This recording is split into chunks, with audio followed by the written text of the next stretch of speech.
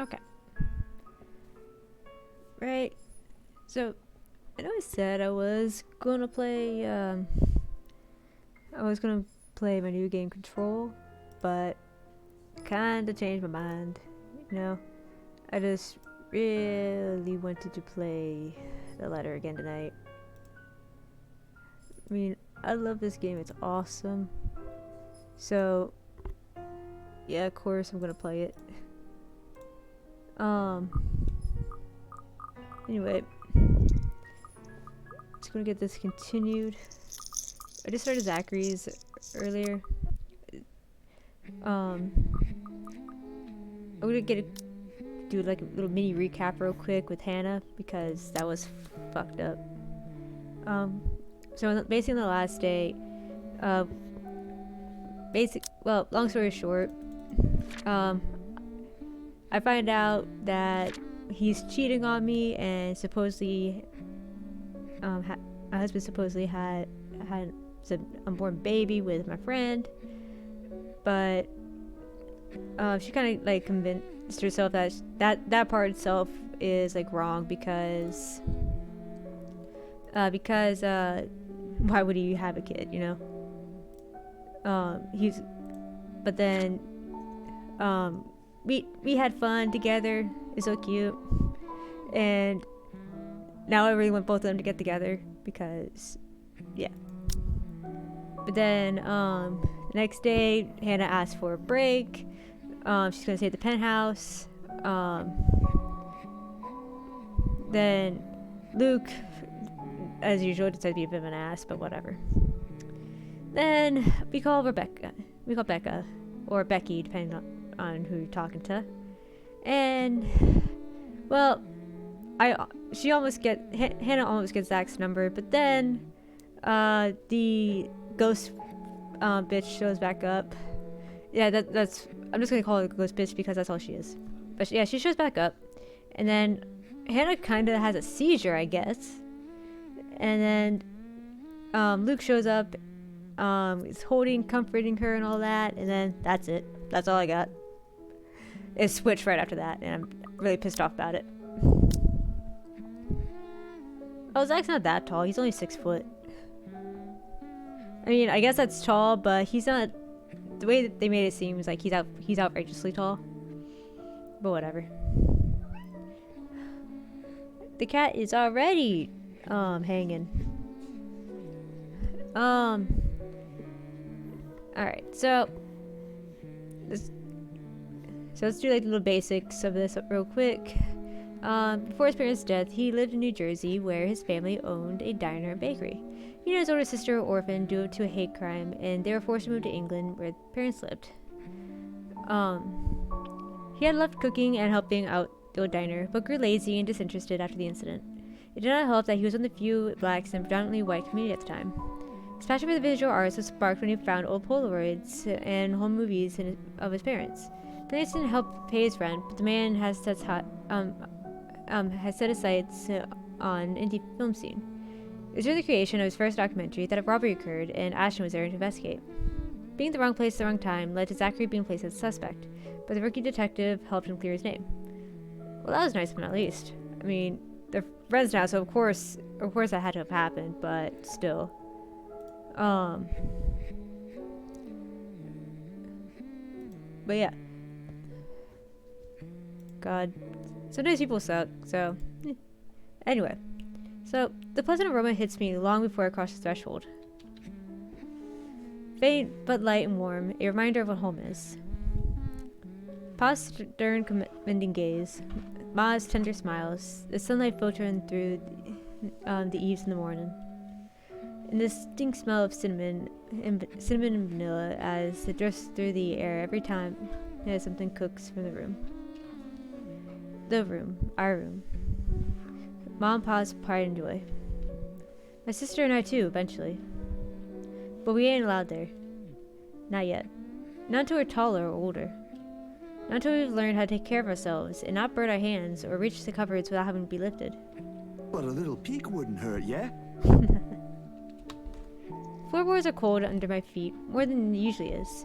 The wall more foreboding than what I'm used to. Further and further, the room goes. Ma's singing ceases, and Pa... No, please wait. I'll be good. I'll sleep on time. Don't go. I can't hear Pa. Not above the, shit, I don't know how to say that word. Raucous clanging and the deafening roars of gunshots, nor the screams replacing the comforting soft melodies. There's only blinding fear. When my foot slips, the red sea that catches me is bitter and frigid, but the blood that drips at my hand is warm, warm, warm. It ain't my blood. The walls tumble and everything goes quiet. It takes a few moments for everything to fall into place, for my eyes to adjust to the relative darkness of the room. Despite the present chill the AC brings, my shirt is clinging tightly to me, and my blanket is a tangled mess for my throat. Morning hasn't even arrived yet, and yet... Way too early for this thing, man. And too long. Too long since I've last woken up, drenched in my own sweat, head littered with thoughts that are gone as soon as my eyes are open. All too often, only imprints and brief images are left to haunt me for the rest of the day, or until my mind forgets about it. Egad, whichever comes first. Yet vivid or not, what little I remember does not matter. Regardless, the desperation sticks, clawing up, pushing, urging me to relive every moment, every sensation, and there's a twinkle in Ma's eyes when she looks up from work, flour dusting her nose and cheeks. The scene of freshly baked bread, the scent of freshly baked bread wafts from the oven as soon as Pa opens it, and the homely fragrance of honey fills the room. He reaches up to wipe small beads of sweat from his forehead, before gesturing for me to come closer, the moment he spots me on my hiding place behind the door. I expect him to be angry, but his pat on my back when I come within his arm reach is encouraging enough. We have to taste these first before we put him for sale tomorrow. You up for it, little man? Is it good enough? A knock cuts through the air before I can answer. Sharp, heavy, demanding, familiar. So distantly familiar. Ma ushers me out of the kitchen, and Pa moves to answer it. But I know. I know what waits outside. The taste of the blood in my mouth sends an unpleasant churning in my gut. Ma's apron crinkles under my tight grip. Suddenly snaps back into place. My bed remains in utter disarray. The walls still need a new paint job. And the wall clock ticking opposite my bed is unsettling as ever. Ash is right. I should have already replaced that when I had the chance. You're no longer there, Zachary. Here and there, are miles apart. Calm down. Breathe. The pressure of my own fingers against my temple was a welcoming sensation or the anxiety gripping me. It really never did anything to stave off the headache for sure. Headache sure to follow after this before, but it grounds me. A reminder that I'm safe. Away from the place I once called home. From Mom and Pa's. The urgency with each rap that follows finally chases away the ghosts threatening to hang around. Why anyone thinks it's a good idea to knock at someone else's door this late confuses me. Nana would chase him away with a broom if she was here. But no matter, it's a welcome break from the thoughts about to take a morbid turn if left festered. It's probably just Ash anyway, looking for a place to crash. Wonder of wonders why he's bothering with the courtesy when he never did so before. Even with that hunch, though, habit compels me to check who it is to the people. Better safe than sorry, they say. It's the person that greets me on the other side ain't him. Unless his hair grew longer overnight, and he started wearing a ponytail, of course, which I highly doubt will happen anytime soon, no matter how funny it looks in my head. I waste no time opening the latches. Isabella, it's late. There's something I can't quite pinpoint in her eyes when she looks up. Her face is pallid, a pallid shade, shoulders tense, breathing heavy, and uncontrollable shaking in her hands as she tries to hold back. Hide if I didn't know any better. Hey, Zach. Sorry. I know it's weird for me to show up at this hour, but you were the closest to my office, and... No. It's perfectly fine. I'm not really working on anything right now. Do you want to come in? Is it all right? I know you should be sleeping at this hour, but I thought...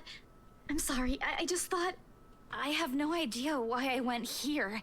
My feet just moved on their own after I got out of the office, and... Sorry. She trails off, her voice lost in the muggy night air. Right, this is after, the, little accident. Oh wow, our relationship is already boosted up high as fuck. Mine with Isabella too. Everybody else is normal. I wait for her to say more, but instead her only response is a downward shift of her gaze. Back to her trembling hands, as if the motion alone is enough explanation. Minuscule gesture. Easy to miss if one's not paying attention. But for someone who has seen this same expression in the mirror, done the same thing too many times, when night terrors are inevitable, it is not. Hey, don't worry about it. At least you not. Ash just barges in and crashes on the couch whenever he feels like it. I swear that guy is one fine hairline away from being a criminal. Without waiting for her to answer, I step away from the door and saunter over to the kitchenette. For a good few seconds, only the clinking of plates can be heard above the constant tick-tock. Late as it may be, for a snack, the familiar motion keeps me occupied, steering my mind away from dangerous thoughts. Isabella's company is not unwelcome either. Whatever her reasons for showing up here at such an hour doesn't matter. I'll be damned if I just turn her away, frazzled as she is. The door clicks shut behind her when she finally enters, feet scuffling across the tile floor. In all the years I've known her, she has never lost her ever upbeat spirit. Yet in this particular moment, as she stands in the doorway, holding her arms close to herself, it's as if I'm looking at someone completely withdrawn from the person I've come to know all these years. Do you want to drink or eat anything? I haven't restocked my food stash yet, so ingredients may be a bit limited.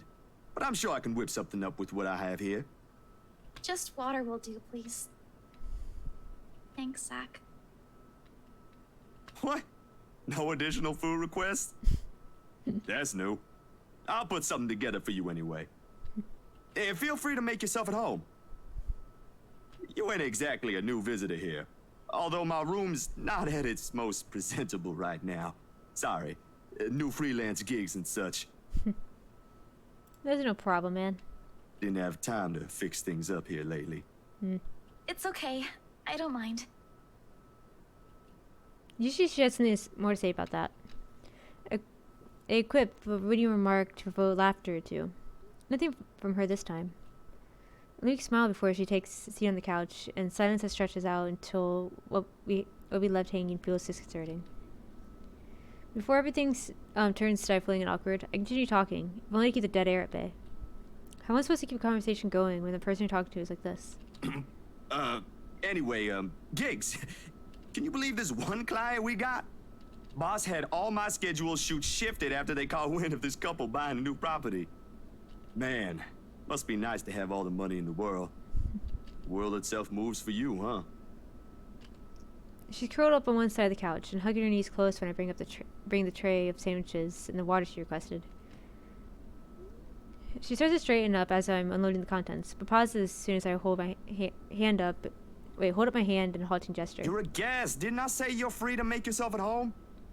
Here's your water. Careful. The tremor in her hands, though lighter now, still hasn't subsided when she reaches off the glass. I give her a questioning look, but she's quick to avert her gaze, keeping herself occupied by taking small gulps of water. Maybe she just doesn't want me asking questions.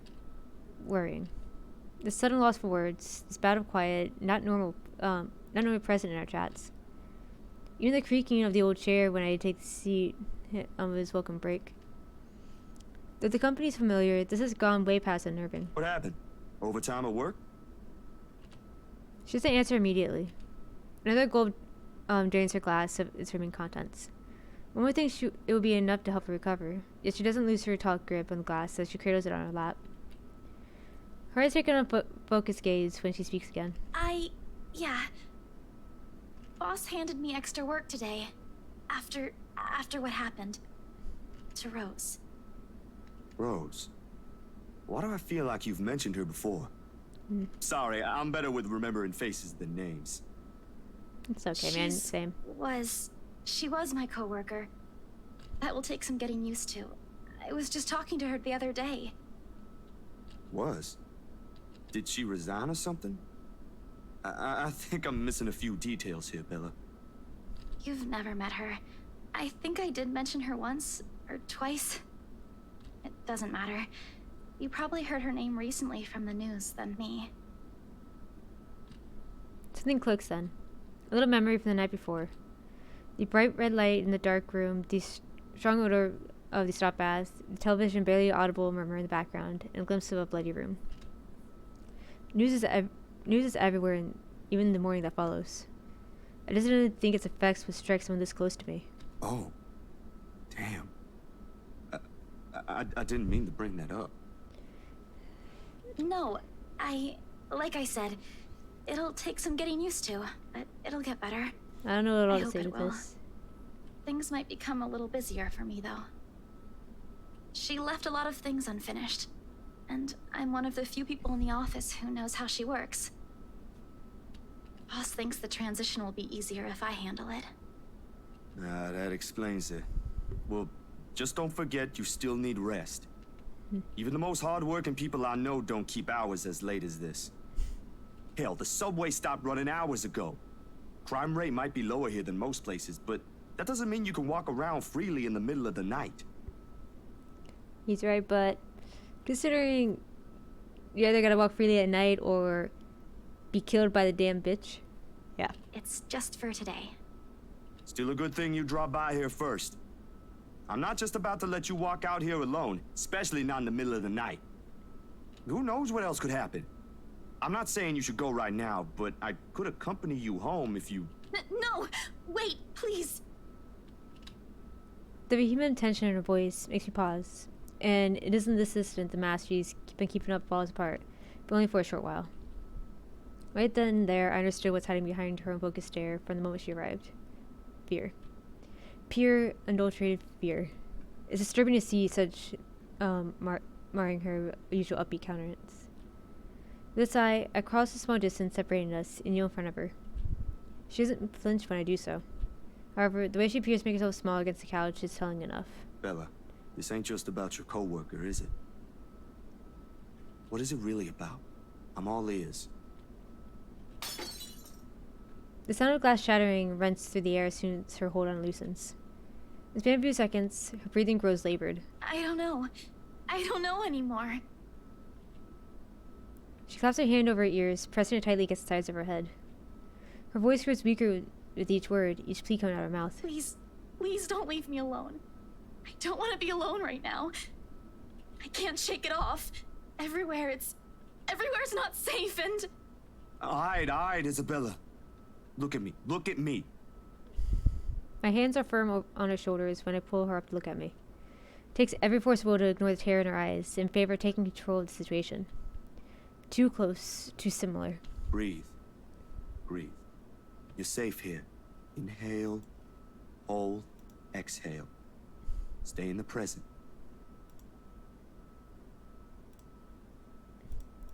And this sucks.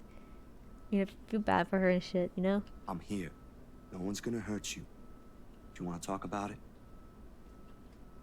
The force that she shakes her head is enough to drop the topic altogether. No more. Please. No more. I don't want to remember anymore. Kate, no more talking. I won't ask anymore. Can I get you anything? Another glass of water? I think I have a tub of that pistachio ice cream you love so much. We're gonna have to clean this mess first. Will you be fine on your own for a little while? She nods slightly before retreating into herself again. No more words are exchanged after that, and I take that as my cue to start cleaning the shards littering the floor before either of us gets hurt. The quiet hum of the AC is a pleasant distraction as I go over the menial task. More so than her ragged breaths, ragged draws of breath, or my little feeble attempts to tell a quick story or two. But the latter does the trick. And soon enough, she's already drifted off by the time I return with the promised glass of water. Her chest rising and falling in a steady rhythm, the strain on his shoulders gone. Frankly, I've never seen her this still. She mumbles something I don't quite catch when I carry her to the empty bed, and she hugs herself tighter against the mess of blankets. Despite the fact that she appears relaxed, the small frown on her face hasn't quite disappeared. Whatever happened to her won't be leaving her anytime soon. But for her sake, I hope it won't stay long with her. There are still questions left to be answered. But the late hour, coupled with the sudden exhaustion, made my old couch a more comfortable bed than it typically is. God, that fucking sucks. I feel bad for Isabella and everything. Like, Jesus fuck. Cause I've of course never really dealt with that stuff, you know. Never really had to. Cause yeah. But I've had little panic attacks before and stuff, so I kind of understand like the feel of that, but that's the extent of it. Never having actually fear for my life or nothing, fortunately at least.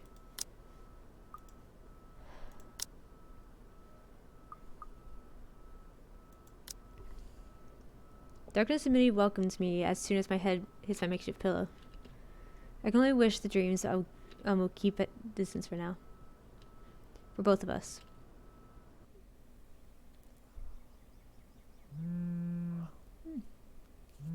First few notes, while muffled, are enough to wake me.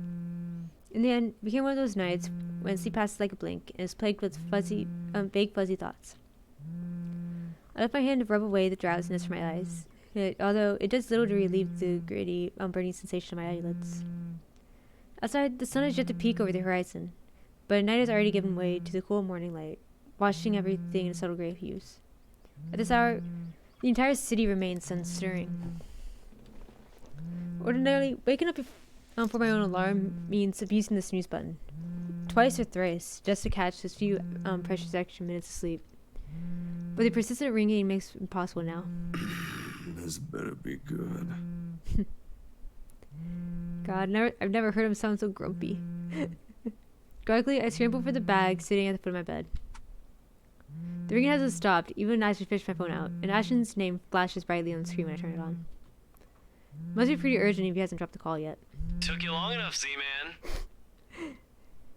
Ashton, it's 6 in the morning.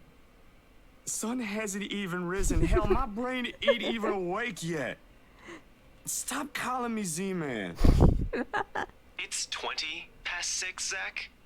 Who cares? It's 6 in the fucking morning. You want to talk? Give me back my 5 extra minutes, Ash. I want my sleep. Hey, don't make fun of me. I can be a more person too if I want to. What's this all really about? You don't usually make calls around this hour. Is the world ending today? Maybe. Sorry about that. Becca rang me up a few minutes ago looking for Isabella. Said she didn't show up in her own apartment last night. We both tried calling, but her phone seems to be off. Do you have any idea where... I should have known you two would come looking for her first thing in the morning. Not a laughing matter, Zach. You can't really let your guard down with everything that's happened here recently. You've heard about the Cooper woman from the news. Everyone in the precinct has been restless ever since the incident the other day. Yeah, I get what you mean. Listen, Ash, about Bella. I let my voice trail off, unsure about how to go about recounting last night. But she even say anything to him. He might be a close friend, but at the end of the day, whatever's bothering her ain't mine to speak of in the first place. On the bed, Isabella remains still as when I transferred her the night before. Sometime during her sleep, she pulls a blanket over herself and tucked into it comfortably. Like this, it's easy to forget the horror in her eyes, or how much her hands and lips trembled. Save for her firm grip on the edge of the covers, she appears nearly as normal as she would any other day. Almost. I'm not really sure how to go about this while being... Zach, what about her? Something, the worry, the concern must have surfaced my tone because his own shifts then. Carefully, as he was preparing for the worst. Look, you don't have to worry about her. She's with me right now. Since last night, in fact. Oh, why didn't you just say so earlier? She kind of knocked in the middle of the night. I couldn't possibly wake you two over that. And with how things are when she arrived, I thought it'd be best if I let her rest first. I just wasn't expecting people would be looking for her before the rooster even crows. You could have at least called her something. Becca's beside herself with worry when she found out. You know how much she frets about the smallest stuff. Yeah. I know. I'm sorry. That was a lapse on my part. And I just didn't think, okay, you know what? Rebecca's worries ain't completely baseless. Isabella hasn't been her usual self since the movie. Maybe even before that. I don't know if I should be opening my mouth about this, but Bella didn't outright say I shouldn't, so So something's wrong then? I'm not quite sure, to be completely honest. I couldn't get the story out of her. Really? I thought you'd have learned something from me by now. That's not it. Ash, when she appeared at my doorstep last night, she was shaking, and when I tried to ask her about it, she just panicked. Had this frightened look on her face. I'd be surprised if this was the first time I've seen it, but it ain't. Dude, the first time, she was screaming. First time? When was this? You weren't talking about the thing in the movie house, are you? Because that was just us fooling around. Granted, I think I went overboard with the joke, but... No, it happened the day after. When she invited us to lunch, you weren't there. We were walking one second, and then the next, she's crying out. I'll be straight with you. That scared me shitless. It bothered him, if the way he falls silent after his telling. But whatever his opinion is, stays absent from his voice when he speaks again. He's always been good with that, holding what he thinks. Did she say anything else? Nothing. Won't tell me anything aside from a few vague words. I didn't want to push it. Where is she? Is she still sleeping? Right here with me, still sleeping. Should I wake her up or something? Let her know you guys are looking for her? No need. Let her rest. I'll drop by in a few. Today? Don't you have work at this time? I mean, I can drop her off home myself before meeting my client later. Look who's talking. My schedule's flexible, Ash. Last time I checked, you're the one who didn't have that luxury. How on earth do you think I'm able to tag along when you need me? It's not completely out of the way. They live on the other side of the town from you, Ash. Your definition of out of the way is a little screwed up, you know. Does he bring Zach along for like the investigations and to take fucking pictures because he's so damn good at it, or what? Like, seriously. Because I mean, yeah, that's great and all, but I don't know if you're technically allowed to do that, are you? Can you do that? I'm gonna pretend I know the answer and say yes. Cause yeah, I don't know if that's very good. It's fine. I have some things I need to do anyway. I'll call you back. I've got to let Becca know that Scared Cat's fine. Bye. He drops a call before I can even get a word in. And for several minutes after, I find myself listening to the rest of Luxborn rouses. The increasing sound of passing traffic, the bustling of nearby shops preparing for the day, and the growing clamor of people while they go about their morning. Not the most soothing sound to hear following the troubled night, but the routine puts me at ease nonetheless. What's comforting, what's safe, what I'm used to. Nearby, Isabella shifts, but doesn't wake, blissfully unaware as the city slowly stirs itself back to life. Was her nights as restless as one I had? Were her dreams as lucid? In hushed moments like this, I envy her. Unreasonable, probably a little bit unfair to say such light of what happened last night. Only forgetting is as easy as breathing. A small yawn escapes me when I rise from the couch to stretch. Luckily, the short conversation with Ash has effectively driven away any will to go back to bed. I still have a day to go through despite the proverbial ghost hanging around.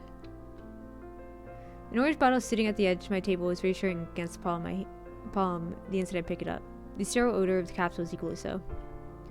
Yet the weight they carry is something I've never gotten used to. Years ago, I'd spend minutes, heck even hours staring at a simple pill prior to taking one. Now it's just routine, to stave off the unwanted nightly visits.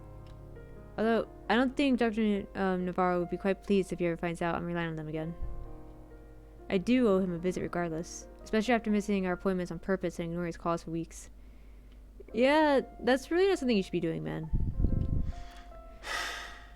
Another sigh comes out, tired and weary. Then I pop the tablet in my mouth. Zach? What time is it? The bottom of my hand hits the table with more force than necessary. As much as I trust my friends, there's some things I'd rather keep to myself. Morning, Bella. Did you sleep well? She answered the question with a long drawn out yawn. One reminiscent of a child. A chuckle managed to come out of my mouth at the sight. In this manner, it's easy to mistake her for someone too young for responsibilities. Inexperienced and immature even. Easy to forget she was thrust in the middle of an adult, in the role of an adult earlier than her own dreams can afford. To overlook how surprisingly observant she could be at times. Maybe not on the same level as Ash exercises for his investigations, or Becca needs for her own work, but certainly enough to definitely put what she sees around her on canvas. And with the way her eyes flickers through the table in my hand says something, it is that I won't be able to avoid questions this time. Only a little. I don't remember how I ended up on the bed, though. My doing. You didn't look very comfortable sleeping on the couch, all hunched up like that. It would have been enough for something temporary. Yeah, but Zach's too nice. Sorry I stole your bed. Hey, it doesn't matter. Besides, what kind of gentleman would I be if I leave a lady sleeping in such uncomfortable conditions? Not in this house. My nana would give me a tough scolding if I ever did that, I'm telling you. Thanks a lot, Zach. I know I barged in at a very inconvenient time last night. I wasn't really thinking when I did, and... Hey, it's cool, Bella. I ain't mad at you. That's what friends do. You guys are welcome here anytime. Although Ashton abuses the anytime part a lot, I don't really mind. We might have less wiggle room if all four of us are present, considering the size of this place. But as long as no one makes anything explode, it's totally fine. Fine or not, I still owe you one for last night's trouble, especially since you don't seem to be... A concerned expression passed over her features as she spent another cursory glance over the table. Back to the bottle holding every piece of what keeps the bad memories at bay. The blood blooming over Pa's heart, the horrified look of Ma's face as she watches him fall lifeless to the ground, and every ounce of spite seeping from the stranger's smile. You don't belong here. Monkeys don't belong here. It never stops, does it? Well, you don't seem to be feeling well. Let me know, okay? I'll make it up to you somehow. She makes a slight gesture with her head towards the bottle, asking a question without really asking. Subtlety has never been one of her greatest assets, but right now, even Ash would have been amazed, if not at a loss for words at that. She has left it up to me whether I'll give her a response she wants to hear or not. A little clever coming from her, if anyone asks me.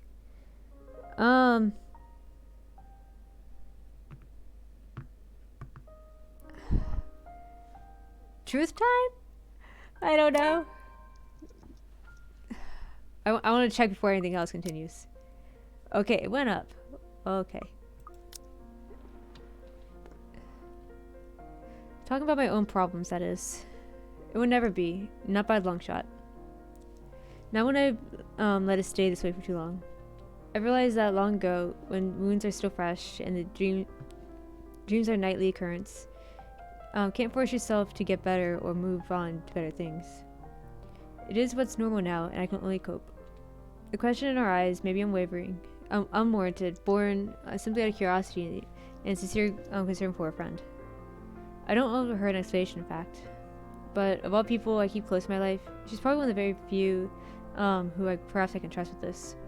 Maybe she won't understand it entirely. I can never hope she will. No, never fully extent. That alone is expecting too much of her, and giving too much of what I can. However, for all her shortcomings, I know she'll hear me out. And that's all I can ask of her. My bad. I was kind of hoping you wouldn't have seen me with these. Phyllis rattled lightly against the container when I set it back in its usual place. Always in the small closet, small area closest to my laptop, near the right hand. Within reach, whenever, and quite a reminder of what I shouldn't miss every day. What? Oh, is it bad? I was just thinking that maybe it's a cold like Becca's. Do you need me to get anything from the store? Soup or something? There's one nearby, right? She doesn't get it very as well. I mean, I get that. I can run real quick and... No, nothing of that sort. I'm perfectly healthy right now. It's really difficult to say, but can you promise me you'll listen at least? What is this about, Zach? I should have been upfront with you about this a long time ago. Well, Ashton found out without me telling him anything. But you already know how that guy is. Can't hide anything from him. Yeah. If it's something you're having trouble saying, you don't have to force yourself to tell me. I'll forget I ever saw anything and won't ask questions. Promise. No, I need to get this off my chest eventually. Besides, we're already here. Might as well finish what I started, yeah? If you say so. She takes a seat on the couch, her posture easy and open, and her smile honest. As if this is a simple talk between two friends on a regular day. It's far from one, but her unreserved air is enough to stamp down the twinge of unease that threatens to come up. Let's hear it then. And she does. True to her word, she listens while the story spills out of my mouth. My mom and pa, that little old diner across the pond, and what left me that day. I can't recall most of it now. My own account jagged with a few missing details here and there. Passing years have eroded most of my recollection of the whole incident. All except for that one moment in the kitchen. The ringing of gunshots are as vivid as the sound of that day. Even Ma's hysterical screams, the moment paused by, hit the floor motionless, his lifeblood flowing out from under him. And the gunman, he was smiling. He was smiling when Pa opened the door to welcome him. He was smiling when he put a bullet into Pa's chest and Ma's head. I've heard stories about how the world can be a cruel place for people like us before. I never believed that until that moment. Nan and Gran took us right after that. Sis and I flew straight to New Jersey as soon as they heard the news. A few days after, Ma and Pa were laid to rest. And we have a new home a continent away. I didn't even get the chance to take my favorite pillow with me. They said something about the change of environment will be good for us. They had no idea the different kind of ghosts would follow me here. Expect questions. Mostly those brimming with childlike curiosity, and maybe some that are a little too hard to answer. But to her credit, she just sat there, lent her ear, and looked at me with no expectations or necessary judgment in her eyes. She appears wiser and older like this. Easier to see the breadwinner in her. Her younger siblings are lucky to have her. When I'm done, after everything's been said, she wraps her arms around me. A bit awkward considering the gap in our heights, but it gets her sentiment across. But it's difficult to answer this in kind, if I'm even supposed to reciprocate the gesture given my earlier apprehension. She pulls away shortly with a smile on her face. Not the reaction I braced myself for, but it's obviously better than I imagined. Are you not gonna say anything? Am I supposed to say anything after? Like, apologize or something? I don't think that's very appropriate, but if you want to hear one, I can think of something real quick. Not really. Other people have something to say after usually. And they're not necessarily nice either. Oh? Okay then. I won't. I can't think of something anyway. Sorry. I'm not very good with this. Who else knows, by the way? My older sister, grandparents, and just Ash and you for now. Maybe I think I should tell Rebecca too, but... But not right now? Yeah, not right now. When I'm ready. Like today. I'm sure she'll be willing to hear you out once you do. I don't doubt she will. I'm more afraid of how she'll react after. One step at a time, yeah? Whew. Surprisingly, it feels good to get that one out my chest. I was a little afraid you'd be angrier. I didn't tell you earlier than today. I'm not angry. I'm just surprised. You didn't look like it. I wouldn't have suspected. I suppose that's how it often is, isn't it? We all have our... what's the word Becca uses? Inner demons? But this is something personal to you. I understand why you'd rather have a few people know. That too. Well, these past few weeks haven't been easy for you. I didn't want to add that. Not after last night. Something passed through her face. Brief, fleeting, it disappears right before I could recognize what it is. You okay? Yep, no worries. I'll be fine. Look, about last night. Never mind. This isn't a good time. But don't lose sleep over this, alright? What's important is you got what you want to say out. And if you need me, I'll be here. I should be relieved. Her words are more reassuring, more than reassuring to my ears. There should be comfort in hearing those alone, in knowing I have another person to rely on if things ever go bad. But somehow, I find myself worrying for, more for her instead. Darkness, my old friend. I've come to talk with you again. This actually fits relatively well for this. We're talking about our inner demons and shit, right now.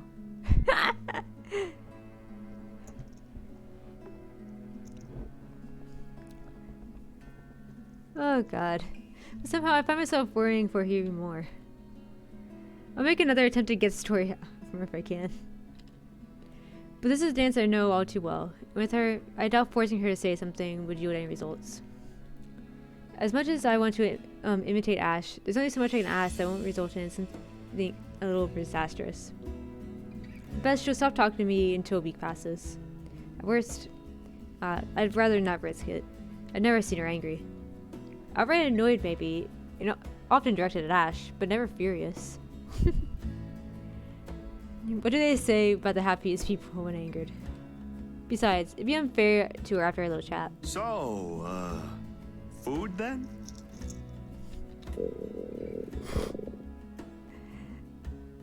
She seems relieved at the risk to change the subject, and as if it's been simply waiting for its cue, her stomach rumbles at the mention of food.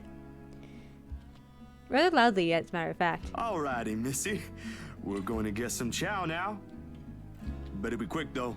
Can't have your stomach starting a revolution on us here. Don't make fun of me. I'm not that hungry.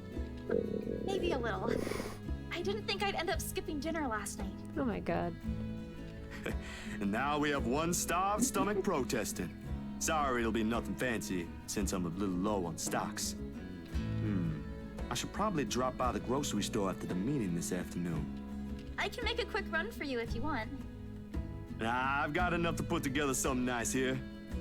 Maybe. Maybe. I could always improvise if we're missing an ingredient or two. It ain't like we're going for a Michelin 3-star status here. Also, didn't I say you're a guest? Is this a Filipino thing? Or just Rebecca rubbing off on you? The soft laughter that comes from her doesn't quite reach her eyes. Neither. The answer is neither. Because if she stays idle, she'll remember. On second thought, I might need a little help slicing up the potatoes while I prep the ham. Yeah, there's definitely some hunger, but based off what I've gotten from her, she eats a lot.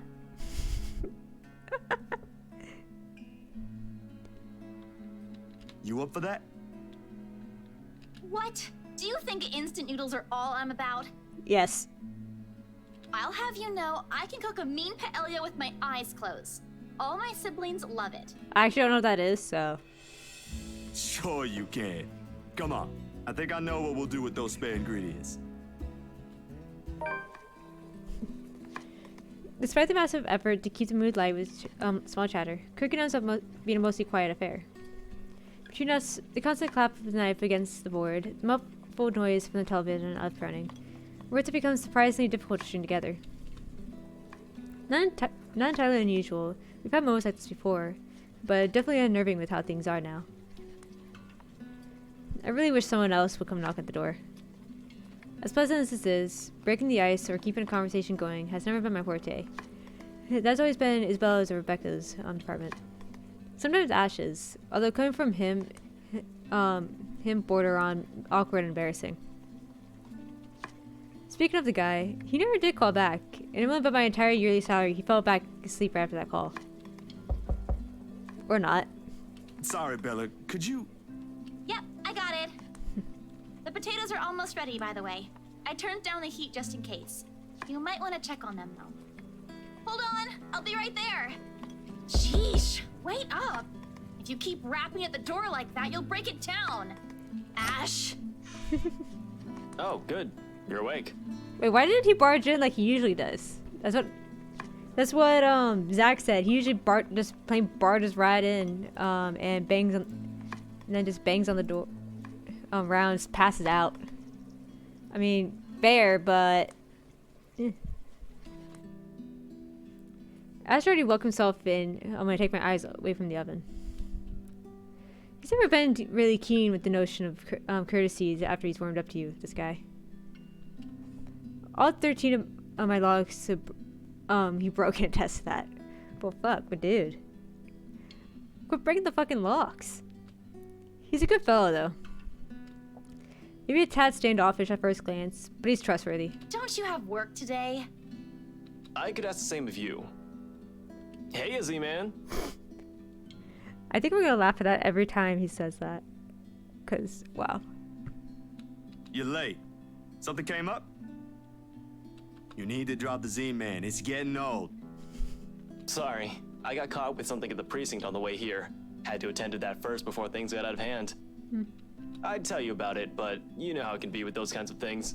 Later, maybe. And you're here because... What? I'm not allowed to say hello? Because it can be? I doubt you're here because of that. And you're not answering my question. Ah, my bad. Forgot to mention that. He called earlier looking for you. Rebecca's worried because you didn't come home last night. You could have called my cell instead. You weren't picking up. Anyway, I'd really hate to cut this little get-together short, but I need to be somewhere else. Come on, Isabella, let's get you home. I'll drop you off on the way. Wait, we're going now? But I was gonna eat! He lightly claps a hand on her arm and begins ushering her out the apartment, throwing a casual wave at me as he passed. Isabella, on the other hand, doesn't appear too fond of the idea. And sure enough, before they even cross the threshold, she puts a firm foot down and forces alone, and the force alone is enough to halt them and catch a taller man off guard. It would have made for a funny picture. The way Ash almost crashes into her and Bella giving him an indignant pout over her shoulder. Surprising fusion are in his face all at once. Two things that rarely ever grace it if he can help it. A rare moment, even for our small group. If only I had my camera with me. Dang. What is it? Zach cooked something. If it's just food, I'll get you something on the way back. But I want to eat Zach's food. He's supposed to be a good cook. But the food! It's Zach's cooking. Real delicious food that actually tastes like food. At least stay and have a bite, please. Zach, help me here.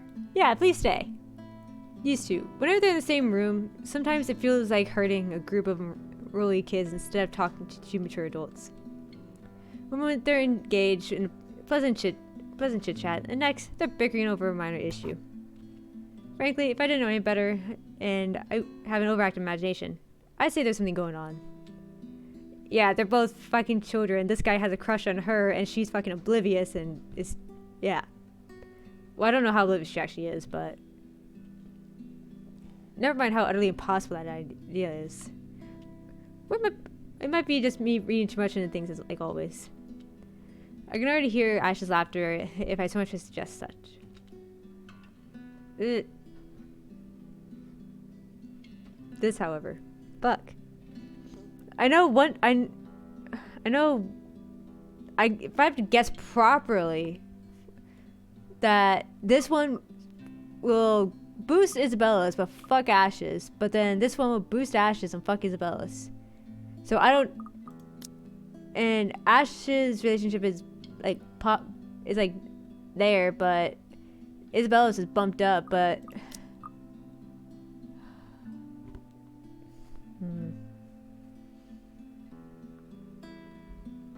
I want the food. I don't know about you two, but I think you guys should really stay. I've already made enough food for all of us, and it'd be a waste. Why, I cooked up that special honey glazed ham you two keep on yapping about. Got some scalloped potatoes with onions and cheddar to go with it, too. I really want this. The other timer dings. I see the two of them apologetic look before sauntering over the kitchen, mittens in hand. We smell of glaze and solid tang of melted cheese waves through the air as soon as I open the door and take out the 2 trays inside. The scent immediately fills the entire room, and even with the door and windows open, the mouth-watering aroma lingers.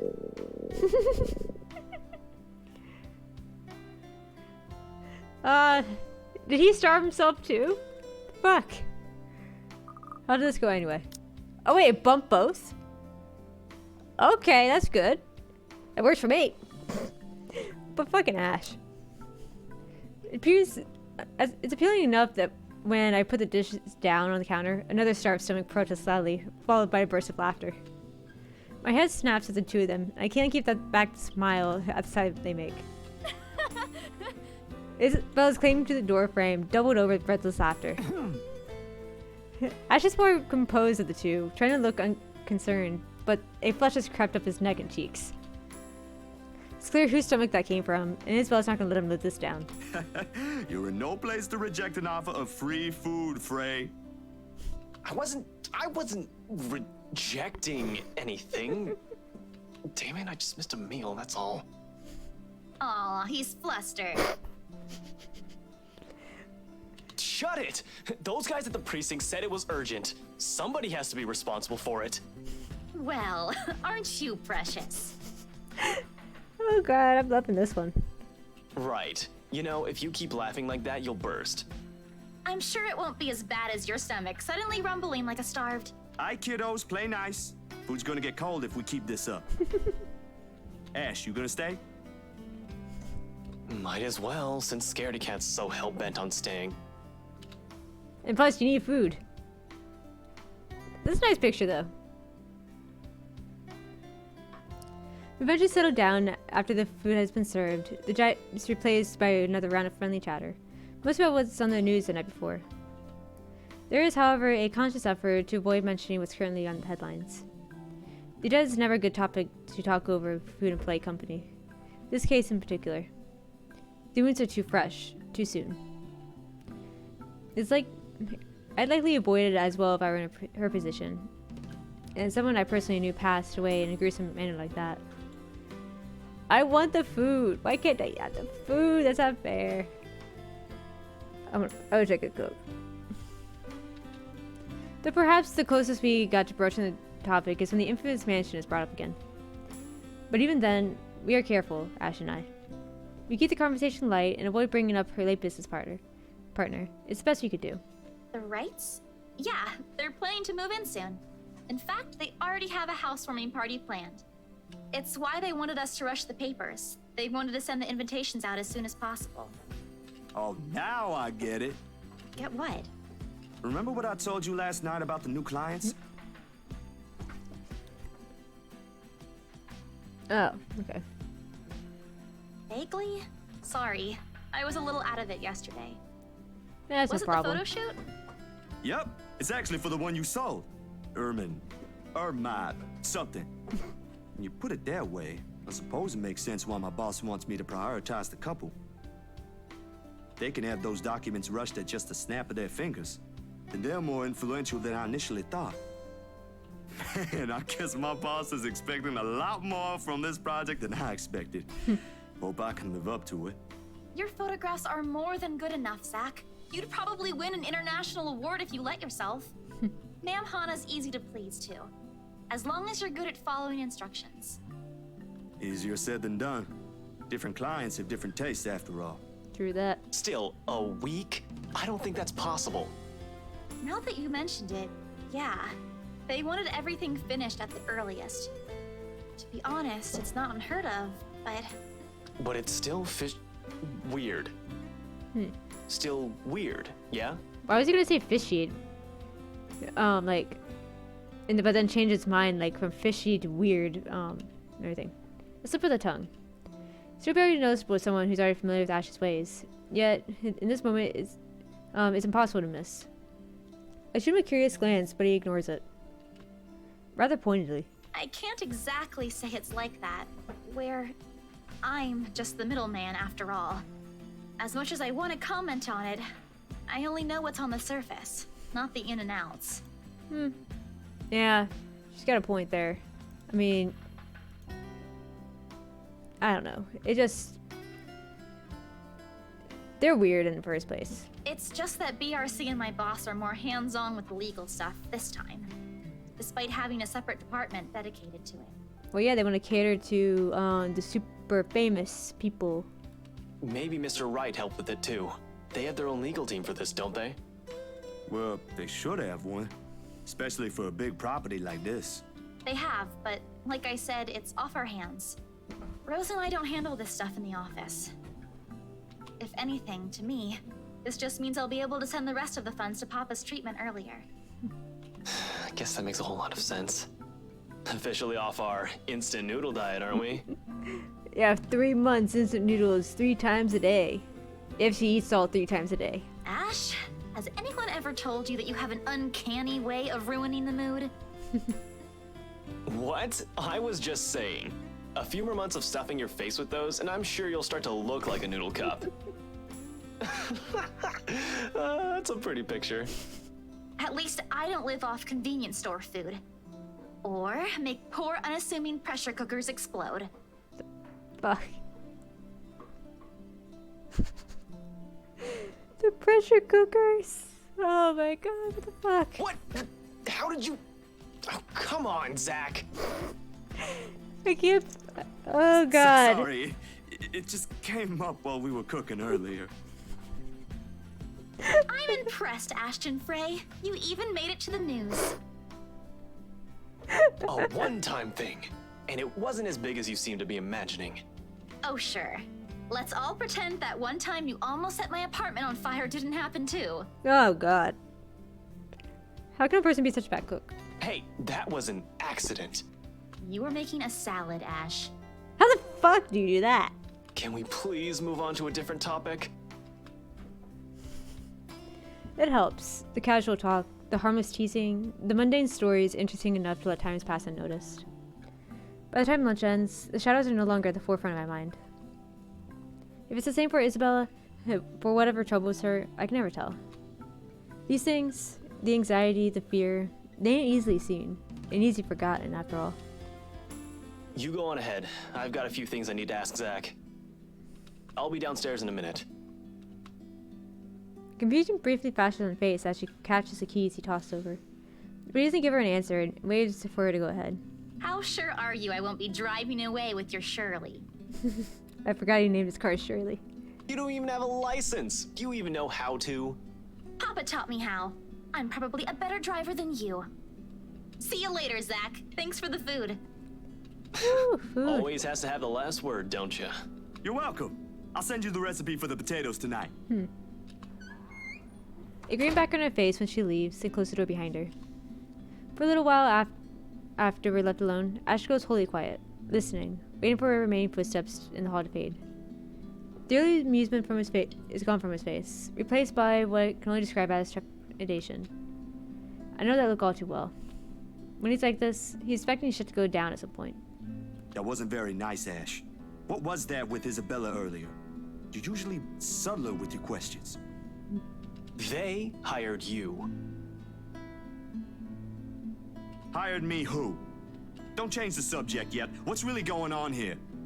The Wrights. Luke and Hannah Wright. You said your next gig is with them.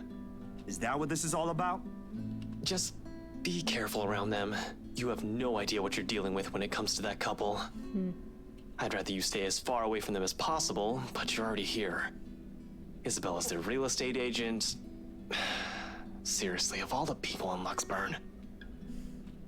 Okay. I Guess still I'll gotta just wonder have to take your word for it. what they did to get on his radar to, like, be... They're fucked up people. Leave them alone. Like, stay away. All that shit, you know? He nods, clapping a comforting hand on my back, and turns to leave without another word. He's never good with those. More often than not, he fumbles with what he wants to say, but his actions alone are enough to tell me how grateful he is for the trust. He reaches for the knob as soon as he gets to the door, but doesn't turn it.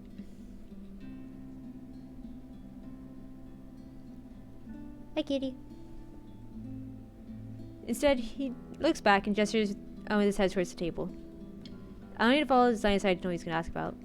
He's likely taken notice at the moment he's entered the room. You back on those? I haven't seen you taking them in a year.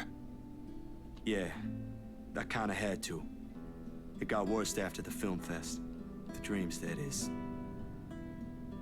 I don't think I'll be doing that again anytime soon. Poor Zach. Heard about that. Don't drop it, though.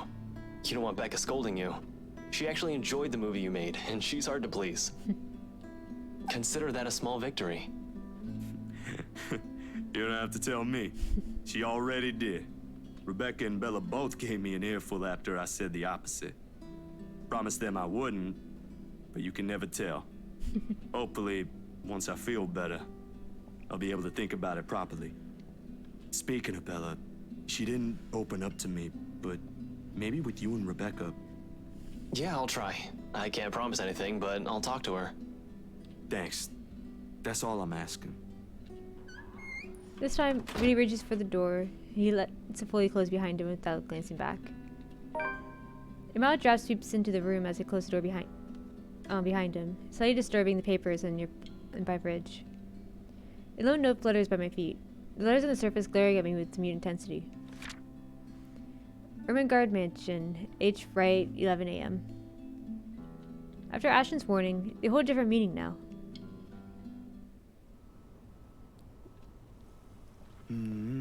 Alright, so I'm gonna take a quick break real quick. I need a drink and I have not actually, I don't actually have my drink with me right now, so I'm kinda dying. So, we'll be right back in a sec.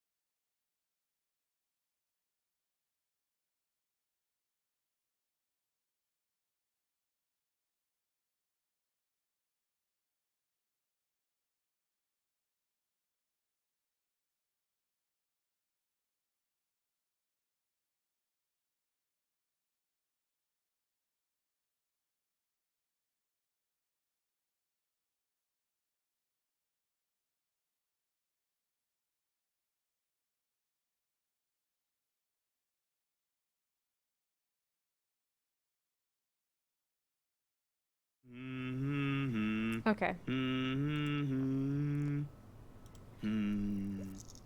Alright, so I went ahead and brought over my donuts. I put in the Discord chat that I got the giant gummy bear, but I'm gonna finish these things first before I actually eat them. Before I eat that. So yeah. The next few days rushed by in a sudden blur. Although leaving a collective mess of work, suddenly piling up and new unexpected acquaintances or friends. Depends on how you look at it, really. By the way, I'm stuck developing these photos at 3 in the morning to reach the deadline set by an overeager art director. Don't get me wrong, Julia is good, has a vision, and knows what he wants. But damn, he can be too enthusiastic sometimes. Doesn't matter when you couldn't sleep anyway. There's nothing new in it, of course. After all these years of working as a freelance photographer, it's simply something I've grown used to. Getting to know people, build a client base, do good work and cash in late hours if need be. Rinse and repeat. It certainly takes a while to get some footing in the field, but it's that kind of thing that pays off in the long run as long as you keep at it. Get enough time, you might end up with big names on your client list. Names like the Wrights in particular. I never did pay much attention to them, but it's virtually impossible not to hear about them when a local news channel or paper has something to say on their name. Party here, an acquisition there. Sometimes it's a new business venture, or other times it's the everyday gossip that typically follows some popular people like them. Not a million years did I imagine I would end up working for such a high-profile couple. Between that and the fuss that comes with it, it leaves me no time to ponder over what happened to Isabella or why Ash is so adamant that we keep away from the pair. They do seem like the good folk, though, despite the whole fame thing. And not Luke. Hannah, yeah. There was a rumor running around years ago about him being involved in some business scandal. But like every gossip blown out of proportion by the media, nothing came of it, and eventually it simply died down. Much is definitely left to be said for the husband, but I doubt a woman like Miss Wright would pick him if he didn't have good points at all. Miss Wright, Hannah herself, though. She ain't particularly bad in the way the press makes her out to be. The tabloids had it all wrong, that's for sure. Was someone born with a silver spoon in her mouth? Well, she ain't exactly what I was expecting. Among other things, the newfound friendship was what I least expected from her, but here we are. Although, with a life as public as the Wrights, no wonder it's the woman who often gets crap at the stick. I can't help but feel sorry for her. She's a very nice person when given the chance. Heck, she might have even ended up friends with Rebecca and Isabel, too, if they weren't living worlds apart. Well, Rebecca kinda is, if you want to be technical about it. Got it. She kind of is friends with her, but kind of not. There. Probably. The beep quickly pulls me back before my thoughts can travel any further. In one practice motion, I carefully place the wet print I'm holding on the drying rack and amble over to my makeshift dark room to get the last photos from the water bath.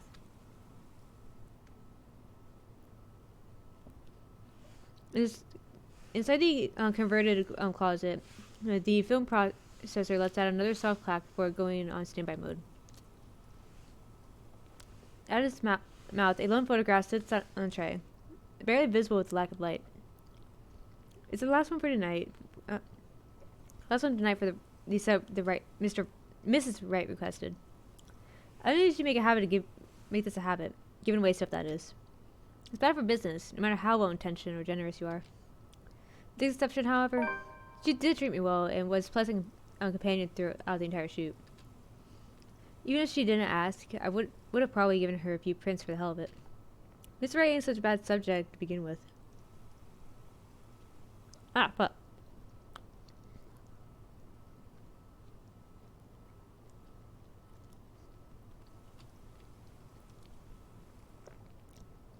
Maybe this is just me, but for someone who has everything at the palm of her hand, all the money in the world, a loving husband, and a plenty big mansion to call home, she's lonely. She doesn't just appear like it. It shows in the tone of her voice, how she moves, and most certainly in how she smiles. Always hidden behind a glamour for the world never to see. Sometimes for people like her, a small thing like these help. A little reminder that the world can be kind too. Water drips from the paper as I blindly pick it up and gently lay it on another tray, holding a decent amount of photo flow. A few seconds on the solution is all it needs before it's ready for drying. No good rushing this last one, even my body's already screaming for some decent snooze.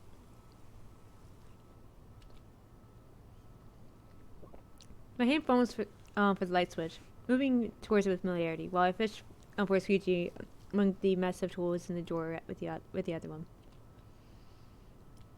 The bulb flickers twice before its glow settles, and casts a soft light on the tiny space. While I glanced down, squeegee in hand, ready to finish the process and finally call it a night. What on earth? Her head is gone. Yeah, the damn bitch got her. Blurry and distorted beyond recognition, rather. The area is completely smudged over, leaving no trace of the same sweet smile the good woman carried in all the previous prints. Damn, that was too careless. A common mistake to make, of course, is if one is negligent enough to pick a newly processed photo in the dark. Just like I did, apparently. It has happened before. Loads of time, actually. But I still can't help but feel a small pang of frustration over one mistake a newbie would likely make. With a sigh, I reached for the switch again, intending to develop a new one from scratch. It could pass off for one of those supernatural pictures they show on TV, though. It kind of is a supernatural picture that they supposedly show on TV.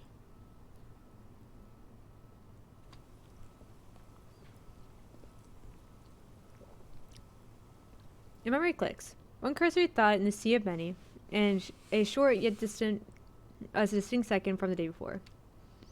A glimpse is all I got, but it's enough to burn the image in my mind. There is a shadow. Creepy. Oh, you can see your brain. No, a woman. In her early 20s or early 30s maybe. With how far gone her flesh alone has become, it is not possible to tell at first glance. The skin itself has already taken a sickly pale color, raw in most parts, blood dripping from every open gash and lesion in her body. Bony hands grip Mrs. Wright's neck like a noose, staining the skin underneath with vibrant shade of scarlet. Nothing but malice fills the gleam in her eyes. Zachary? Not for me, but for Mrs. Wright. Zach, is something the matter? Oh no, there's nothing wrong. I just remembered something, that's all. Let's get back to the pictures. Can you move a bit more to the left, yeah? The memory alone is enough to make me retch. I brushed it off then. A trick of the light, I told myself, or a product of the heat. Though it has been unexpectedly warm recently, so it shouldn't be too surprising for such things to happen. I'll blame this on the usual. Fatigue, an overworked brain, the weather, or an amateur mistake on my part is far more convenient. It makes a whole lot of sense than what the small voice in my head whispers.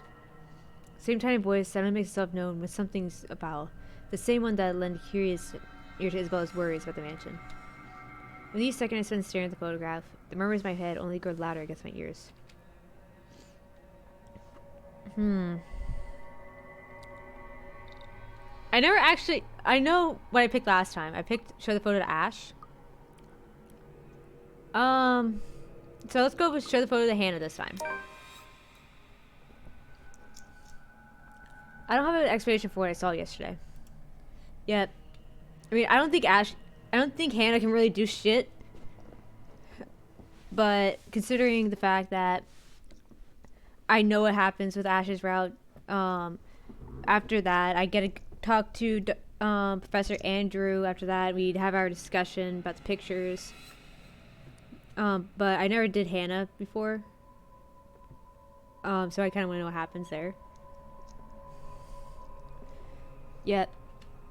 But when you've been there, seen something enough to raise hairs on the back of your neck, or leave you wanting to flee or hide. I gotta wonder though, hold on. Let me check something. What day is this? Alright, so I'm probably going this day or this day. Oh wait, this is the day.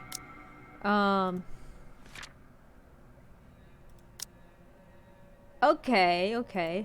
So I'm probably going on this day, of course. When everything happened. Oh shit. That's not pretty good.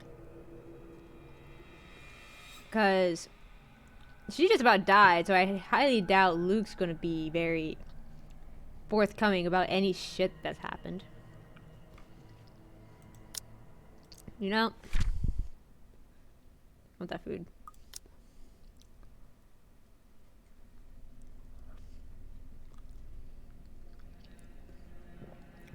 Finding more solid proof than the person's smudged off face on a photo is least of my concerns.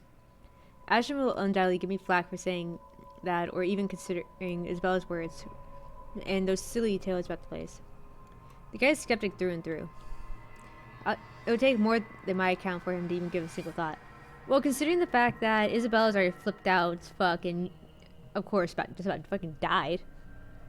And then he's got something now too. You would think Ash would actually consider what's going on. Like, even if he's skeptic, he would, like, okay, maybe something is a little fucked up.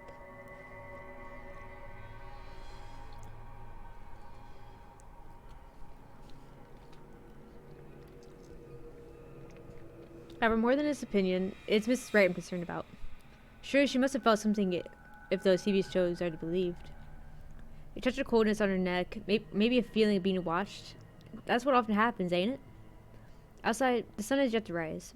I've got a few more hours before dawn. Good enough time for me to mull over how I'll go about warning her. Plenty of space to check if I'll get the same results if I redo the process again. The film processor hums back life by my touch, and the light switch gives a soft click, and the darkness embraces the small closet again. Somehow those urban legends don't sound so silly now. In hindsight, this is a dumb idea. A little bit. Hold on. What day was that? Shit. I don't know what day exactly it is right now. Usually it gives me more, like a little continuation thing. Maybe it doesn't? I don't know. Hold on.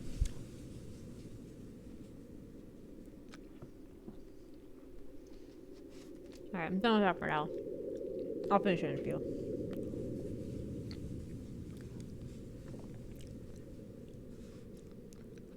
In hindsight, this is a dumb idea.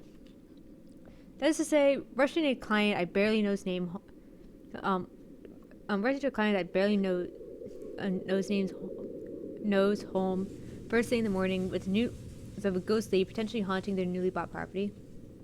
Oh, and there's a bunch of bizarre-looking pictures of Miss Hannah that brought us proof, too. So yeah, a dumbest idea in the history of my dumb ideas, all things considered. Honestly, though, Ash is gonna be pissed. Like, he will be really pissed at this, actually, now that I think about it. Oh, fuck. That's not good. I mean, he said stay away. And... I wonder if he's at that party. Just to keep an eye on Becca. And Zach. Really. Traveling to the outskirts of Ansem Village at the crack of dawn with my bike as company Gluso. Personally, I don't think any of them would take whatever I'm going to say, no matter how accommodating or nice they are. Ashton himself would tell me the same thing. Odds are, he'll laugh in my face for good measure, if he doesn't freak out at me first for not listening to his warnings. Still, that's a whole separate can of worms I'll open at a different time, seeing as I'm already waiting at the Wright's front porch, waiting for someone to answer the door. More than anything, Miss Wright needs to know there's a possibility nothing's safe in this place. Warnings from a friend, be damned. If only someone would answer the door sooner. Come on. I try ignoring the looming presence that their large ornate doors give off as I press the doorbell for the fourth time. The shrill ringing merely echoes, carried off by another more passing breeze. The first time I came to this place, I found myself basking in the silence it offers. Now the atmosphere is just heavy, packed with trepidation and tension. Isabel's right. It does radiate a creepy kind of vibe. And with the image from the day before constantly flashing in my mind, the unease becomes hard to ignore as seconds slip by. Not wanting to spend any more time here than necessary, I ring the doorbell again. Another long second ticks by without anyone answering. If this fails, I can always go to Ash. Not really the most sensible course of action either, but waiting here ain't do me any good. For all I know, the rest could be out of town. As luck would have it, just as about to turn on my heel, a loud thump rises from the other side. It's followed by heavy footsteps and a string of very colorful expletives about one's parentage. Didn't we have that bloody annoying doorbell replaced yesterday? That Irish guard just cost me a fortune and she can't even fix this nuisance. And where the hell is... Johannes, if another po-faced prat is pressing that blighted bell, I swear I'll cut that. God, man. You need to shut up a bit, man. The door swings open, and a very irate Mr. Wright greets me. His partly rumpled appearance is clear testament to how early the hour is. And who might you be? I don't recall asking the movers to show up this early. Movers? I was prepared to face Mr. Wright, their butler more so. But Mr. Wright, I don't know quite to make of him yet. I only caught sight of him yesterday as he's directing the movers. Although from how exasperated he sounded then, it seems more likely yelling was done than actual giving directions. Needless to say, I'd like to believe those instances aren't... You know, there's that guy. Mrs. Wright, at the end of the day, did marry him. Sitting for him like now, though, is a different story altogether. Despite the difference in our respective heights, he managed to make it appear like he is the one looking down on me, not the other way around. An apology extending forwards my mouth before anything else when he arches an eyebrow at my lack of response. Well, that's not exactly why I'm here, Mr. Wright, yeah? Right, of course, the one and only. And what can I do for you this fine morning? Have I seen you somewhere before? Bloody you peasants all look the same to me. I'm actually... It doesn't matter, I don't care. I've got someplace important to be at today. Just spit out what you want or be gone. I haven't got all day. His eyes are sharp and expecting in spite of his indifferent tone. The very impression of someone whose sharp wits have... His name is John C.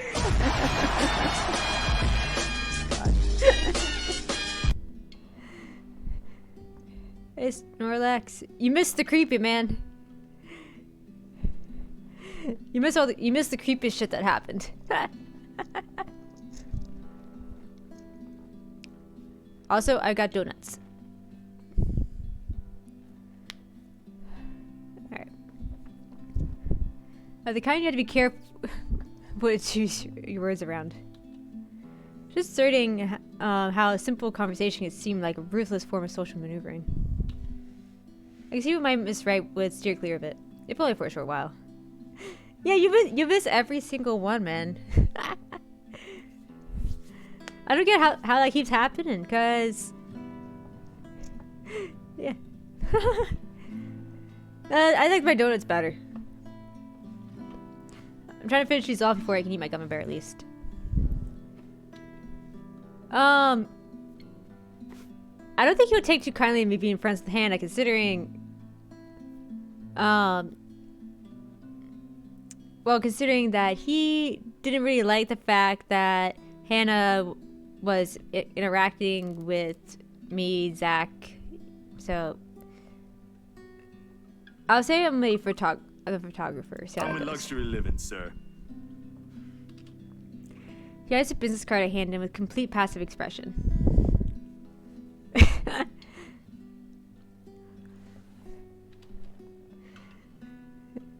Yeah, go for it. I mean, God, I'm definitely gonna make highlights of all the creepy shit too. I think. Oh, and also you missed the funny shit where Ash apparently exploded his apartment with a pressure cooker and caught a salad on fire. I don't understand how something can be that bad of a cook. He turns it between his fingers without really reading the letters printed, before handing it back in the same blasé manner one usually reserves people below their station. Or a nuisance. With him, it seems more the latter than the former. Mr. Steele. Just Zach would do, sir. I can see why. You should hear what they say about my name. Although I'm of the opinion those don't sound as unpleasant as yours to the ear. Huh, he's being pleasant.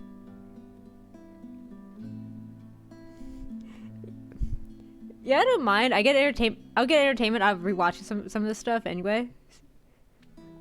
Especially the pressure cooker thing. I gotta do a clip of that. Amusing what people can come up with in their leisure time, no? Well then, to what reason do we owe this second visit, Zach? Well, this is going pretty well. I'm kind of concerned. Right. Like I said earlier, I'm the photographer from Luxury Living. I'm here about the photo shoot yesterday and... His eyes narrow at that. Yep, he's pissed off now. His eyes narrow at that, mouth tightening to a frown, passive stance dissolving to a rigid one. It ain't a complete lie, what I came here for. But it ain't the whole truth either. Didn't you already wrap that one up? I believe my wife was the one with you then. Even mentioned a little tete-a-tete with the photographer. That was you, wasn't it? Yeah. Yes. Actually, sir, there was something I forgot to discuss with your... And you had to show up at such an hour for something you forgot. Why wasn't there any notice about this little visit? It was an error on my part, sir. I do apologize for not letting you know in advance. Terribly unprofessional for someone going under the name of an esteemed publication like Luxury Living, if you ask me. Of course, even if there was a word of some sort, that butler does not check my emails as often as I would have liked. Why don't you check your emails?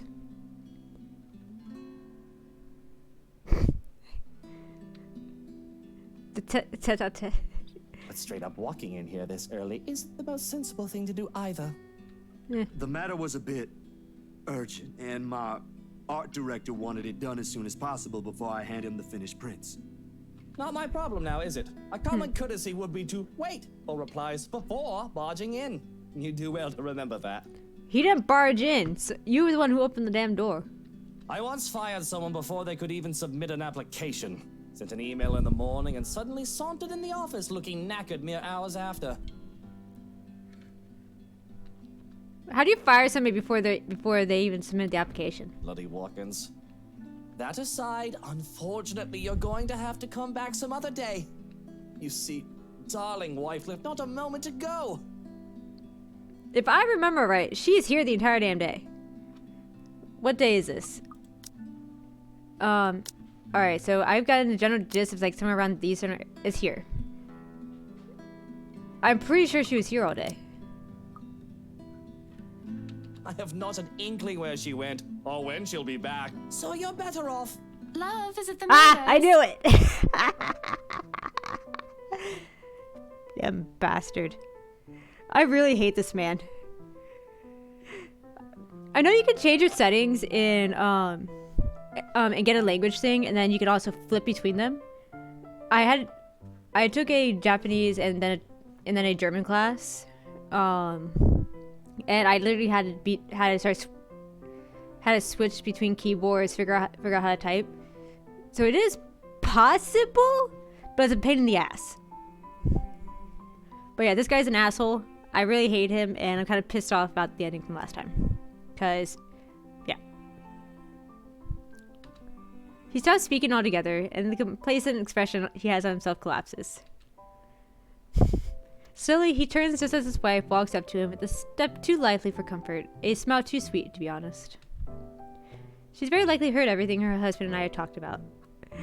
Going off somewhere. I've got the few things I want them to transfer already. Marianne made this splendid arrangement for the music room and... Love, are you listening? Just ruined everything. How can your phone do it? I thought you already left, Buttercup. She musters a frown, a pout more like.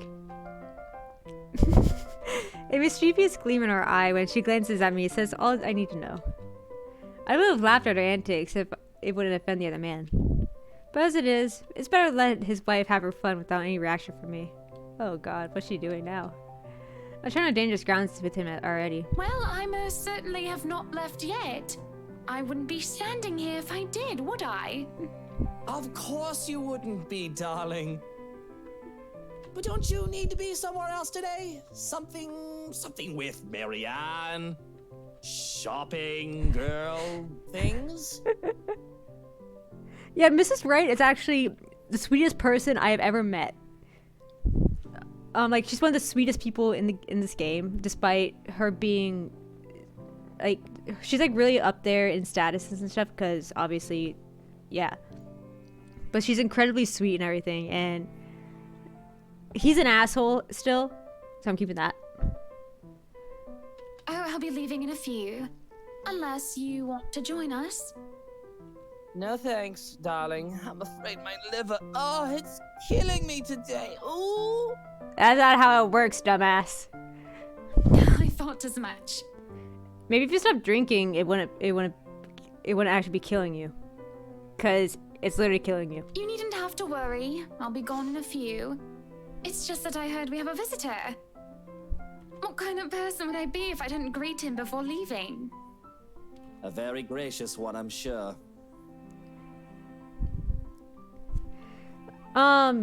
Actually, it does explain in here. Profile. She had many suitors, but it was through work that she met Luke. It was love at first sight. Then after her parents died, he proposed, and then they merged both their businesses, the Wright Enterprises and hers, the Evan Enterprises. It's only been 7 years, but it's also been like, she's claimed that hasn't exactly been happy. And then, at one point, he was gaslighting her as well, like saying that this is all her fault, that she's the reason why he drinks, why he has liver problems, all that shit, why he has an addiction, and it's basically kind of blaming her for everything that's wrong. And then he cheats on her and may or may not have gotten somebody pregnant.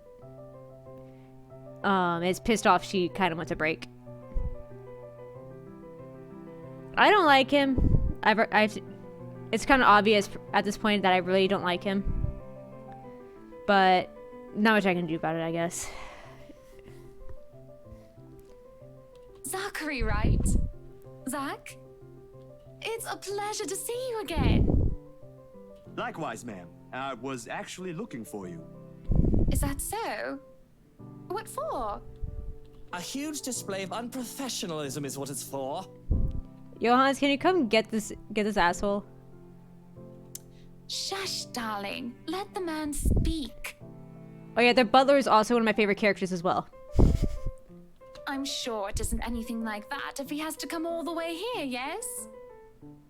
Hmm? What the hell? Why did it delete every single one of your messages? What the fuck?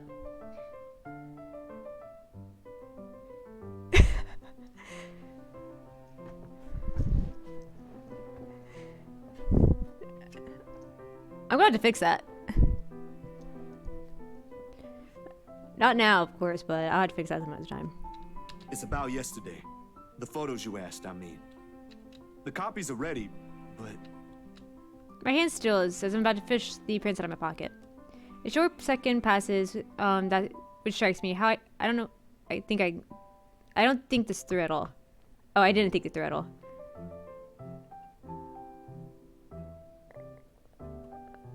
Okay, I know I fixed the cursing thing.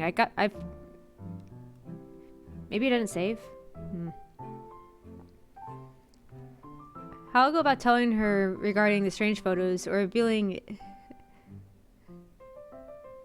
this to her in the presence of another person.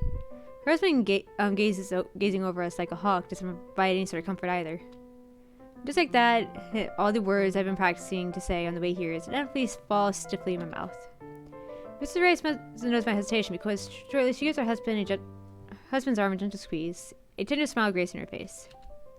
Unlike the first one, this one's meant to appease. Love, I think Hansi might need some of your input for the final guest list. Could you check on him, please? Bollocks! Why in all Luxborn do I have to be there? Doing tedious jobs of what he's being paid for? Because if we end up with people whose faces you do not want to show up in our housewarming party, we won't be hearing the end of it. Oh god, a nice proper boy with small letters. Yeah, unfortunately so, I guess. I definitely gotta figure out what the hell happened. I know I've allowed the cursing, so maybe it didn't save properly. The caps I don't remember though, so that's weird. Unless a heavy dose of liquor's involved. You know what the doctor said about that. Please do poor Hansi and your liver a favor, He can handle that on his own, Buttercup. And my liver is doing just fine. Not according to your doctor. I'm sure it is. But I don't know, love. I think I caught a glimpse of the name Mitch Lakes, was it? I think it was Mitch Lakes on it when I checked with Hansi earlier. You should see for yourself. It was quite a list. Who put that blighted twat in there? And that's why I'm asking you to look over it before I do so tonight. Very well. Even with that promise, he doesn't appear ready to leave. Short of passing through the doors, he steps against back at me, all without bothering to hide the distrust in his eyes. Luke, dear, I'll be fine. Go back to your butler. I'm not some pregnant wife you have to worry about. Fine, fine. I have to go Oh, to that the little irony angel in that writer's career situation. day anyway. I don't see why I have to go there. Kylie's your goddaughter. And yet, she has you around her little fingers, darling. That's basically the same thing. If he ever has an answer to that, we don't get to hear it above the heavy thud the door makes, and Mrs. Wright's own weary exhale, after she's sure her husband is out of earshot. She's nothing but apologetic when she fixes her gaze back at me, and I can't help but return the same to her. I am so sorry you had to deal with that. My husband can be a bit trying when he really applied himself. It's fine, Miss Wright. No harm done. It was my fault for showing up here unannounced. And this might be strange coming from me, but he does have the right to be wary. The press can be quite vicious when it wants to be. Caught unexpectedly, they'll pick you apart. It's not surprising why he acted the way he did around me. Sweetie, if Luke treats every journalist who shows up here like that, I'm afraid we'll end up with a harassment lawsuit hanging over our heads sometime in the future. God, this is kind of funny. I wish I could keep this without running the risk of somebody being kicked off the stream. Just seeing the nice person, like little proper non-curses and stuff is very funny, actually. Vicious or not, some sort of finesse has to be exercised when dealing with them. I'm sorry. I hope that wasn't too offensive. Not at all, Miss Wright. Besides, I don't think an interior design magazine would be interested in who harassed who this week. Unless it has something to do with fighting over tastefully arranged furniture. But even then, I don't think our readers will be too interested. Oh, dearie. You've got a lot to learn. You really have no idea how a single tattle can ignite a spark in a crowd.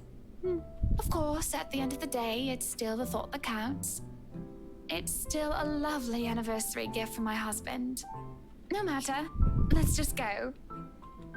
She doesn't wait for an answer and immediately wanders over a car parked distant from us. Jesus Christ, I can't speak now. Unsure, I find myself trailing after her. The chauffeur automatically opens the passenger side door as she nears, and she gestures to me to follow when she climbs in the back seat. Oh, we're going somewhere? Where are we going? So, where are we going exactly? I need to get out of this stuffy house for a while. Moving in, planning the party. It's starting to get suffocating in there. That's fair. Luke and Hansi can have their fun while I'm gone. I don't care. I'm getting out because I can. Another minute in there and I'll drown. Well, considering how the relationship is going by this point, how it's gotten pretty shitty. I'm not really that surprised. She was already contemplating maybe taking a break by this point, but it became evident the next day. My bike. There are, of course, a lot of things questioned about her invitation. Why is she asking a person she has known for less than 2 days in the first place is one. How appropriate is this being another? But the rest of it crashes the moment she shoots me an imploring look. Please? I can have someone send it back to your address later. And it's just a trip to the city for some furniture. Nothing more, I assure you. I Hurry personally up with trust her at us, least. And maybe you can tell me why you're here on the way. Oh, Zach meets Marianne? Nice. Guess it wouldn't hurt. I might have to leave early, though. Excellent then. Hop in. That's what they often say, yes? This can't be a good idea, but I don't really have another choice, do I? Especially the way her eyes light up when I agree to it. In my pocket, the very picture of her remained faceless. A voiceless shadow hanging hanging threateningly between us, unknown to her. Right. The profiles. Let me see if I can. Hold on. Which one is it? Here. Let me see if I can go back. Yeah. I actually wound up killing Hannah's relationship with Luke by a lot, unfortunately. It's like I think that's the furthest you can actually get to go down, and I only got down that far because of something I did when I was in Isabella's route by accident. I didn't think it would do that, but whatever.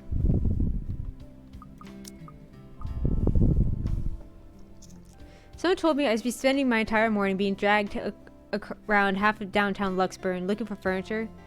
I probably would have simply smiled at them. Then perhaps even given them a good friendly pat on the shoulder and wished them a nice day. Not that I find anything wrong with this at all. On the contrary, this is most definitely a nice change of pace after weeks of getting bogged down by several freelance gigs and shutting myself inside my apartment whenever I can. Yes, she's definitely a sweet woman. From what based off of how last one went through Hannah's thing, I really want her and Zach to get together because they've actually been happy together. They've helped each other out through some shit. Of course, it's only been 2 days, so I can't really say shit. They hardly know each other, so it probably ain't gonna happen anyway. But right now, it's what I want, and if that happens, I'll be happy. The only weather, if only the weather would be a whole lot nicer. The kind with less sun and more clouds, perhaps. With the mid-morning sun slowly beating down on us as high noon approaches, I can see why Mr. Wright skipped on this trip. The bright side is, the whole thing seems to put Mr. Wright in a less somber mood. After the 5th store, her pace is considerably livelier. Her gestures less guarded than the one she displayed at the mansion earlier. Yeah, a little bit. In the first one, if you do it right, you kind of do find out that Ash kind of has a crush on Isabella. But that's if you do it right. If you don't, you get shit. Next one, while it's not really romantic-y or anything. So I can't really say much. They are definitely happy with each other and stuff. He's trying to cheer her up after the bullshit that happened at the party. God, that was a lot of bullshit.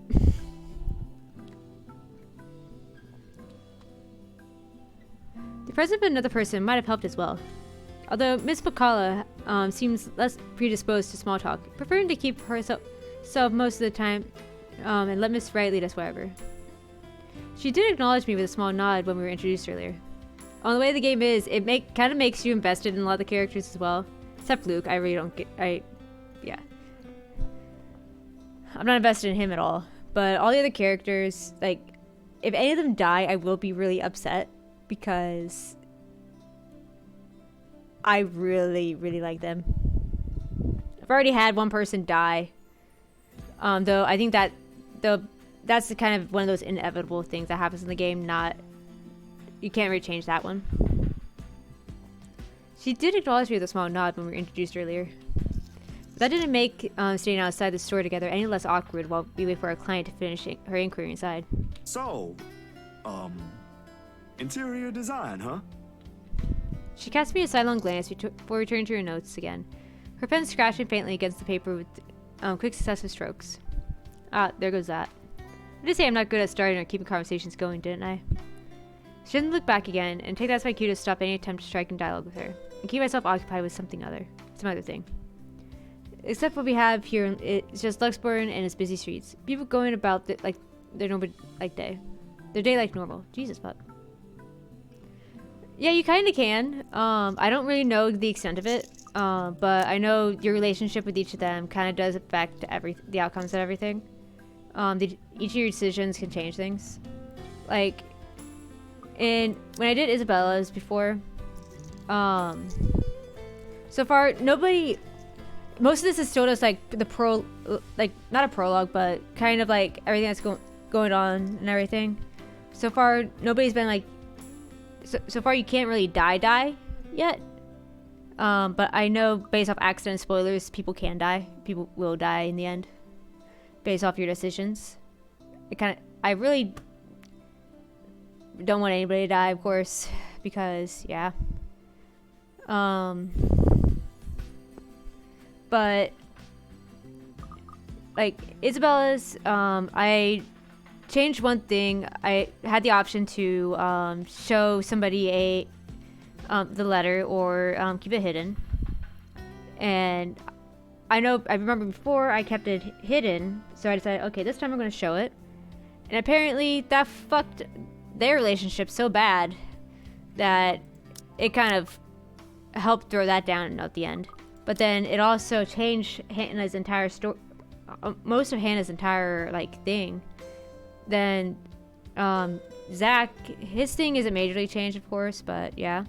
Everybody else, I got no idea yet. I haven't played anything of them. I don't know what happens when you make it all the way down to Luke, but I do know we have until November 1st for things to happen, and this is the furthest I made. So, yeah.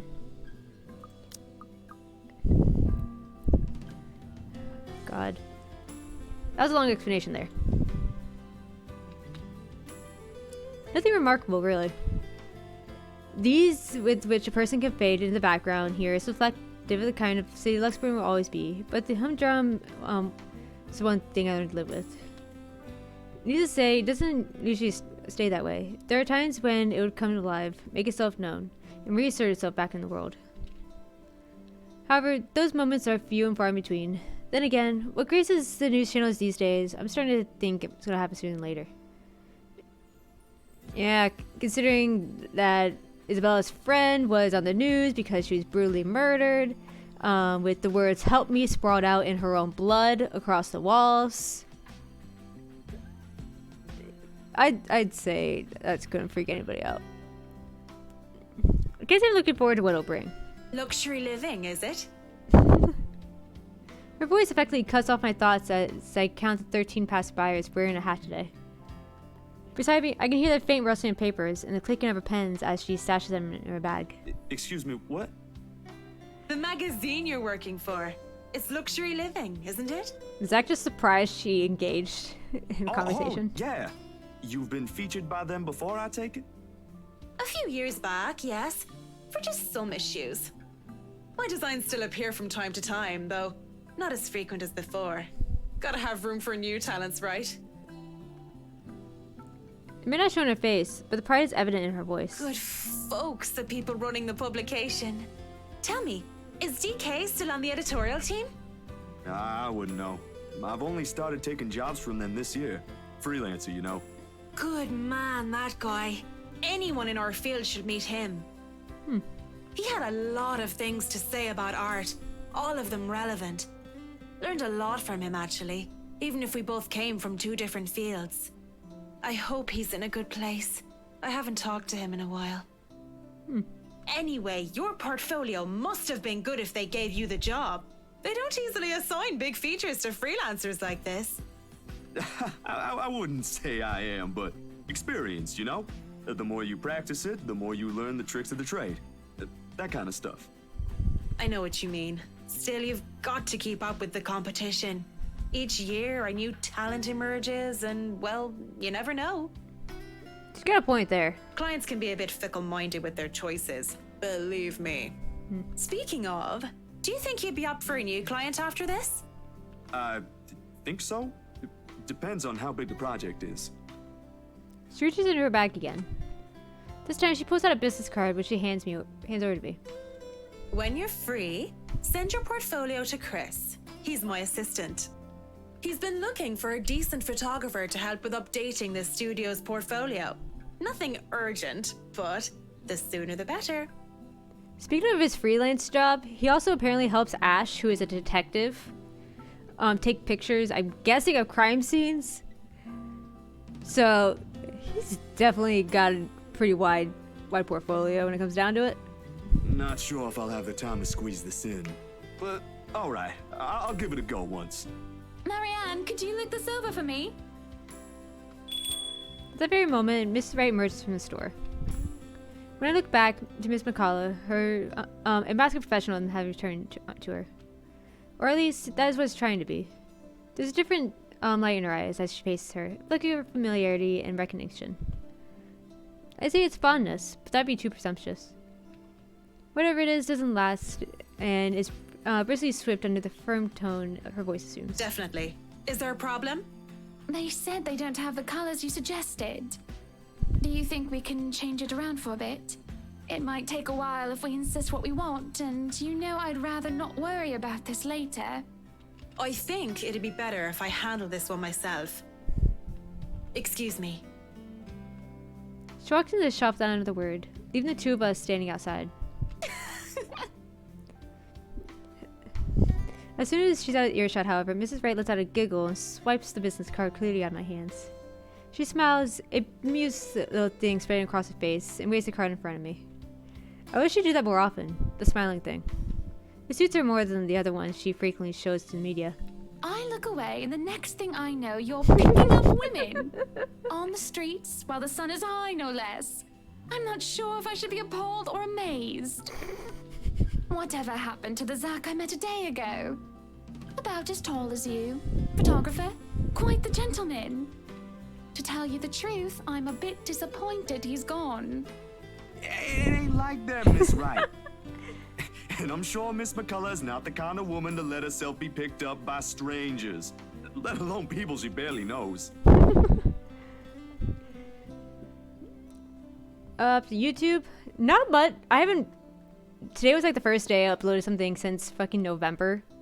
It was actually the first part for the redo of, for the redo of, the letter here. I can't believe I fucking just stopped posting on there, so it's kind of weird. Not very popular, of course, but I don't care much about that. But I'm gonna put the rest of the parts up after I finish this. But I definitely need to start getting back into like uploading all this shit up. Though editing this stuff is a little difficult without time. So. Oh shush! Let me have my fun. And didn't I say you can call me Hannah? You did, but he's polite. She gives the card back to me nonetheless, and with it, her mood fades to a more pensive one. Another look settles on her face, yearning, a bit wistful as she looks back towards the shop's display window. There's something remotely interesting in it for me when I follow her line of sight, though. YouTube bot. Yeah, okay.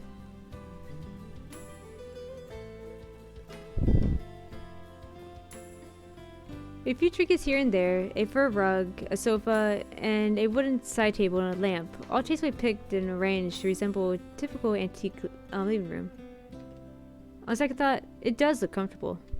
But why did they added a crib beside it baffles me. Unless, of course, the people they're hoping to market to are those who already have children, or about to have one. Then maybe it is fitting. Peculiar choice of decorations aside, it does make for a nice icebreaker. If it's not on the same level of weird and completely out of blue. It still leagues better than the awkward silence, which is definitely too out of character for a personality like Mrs. Hannah's.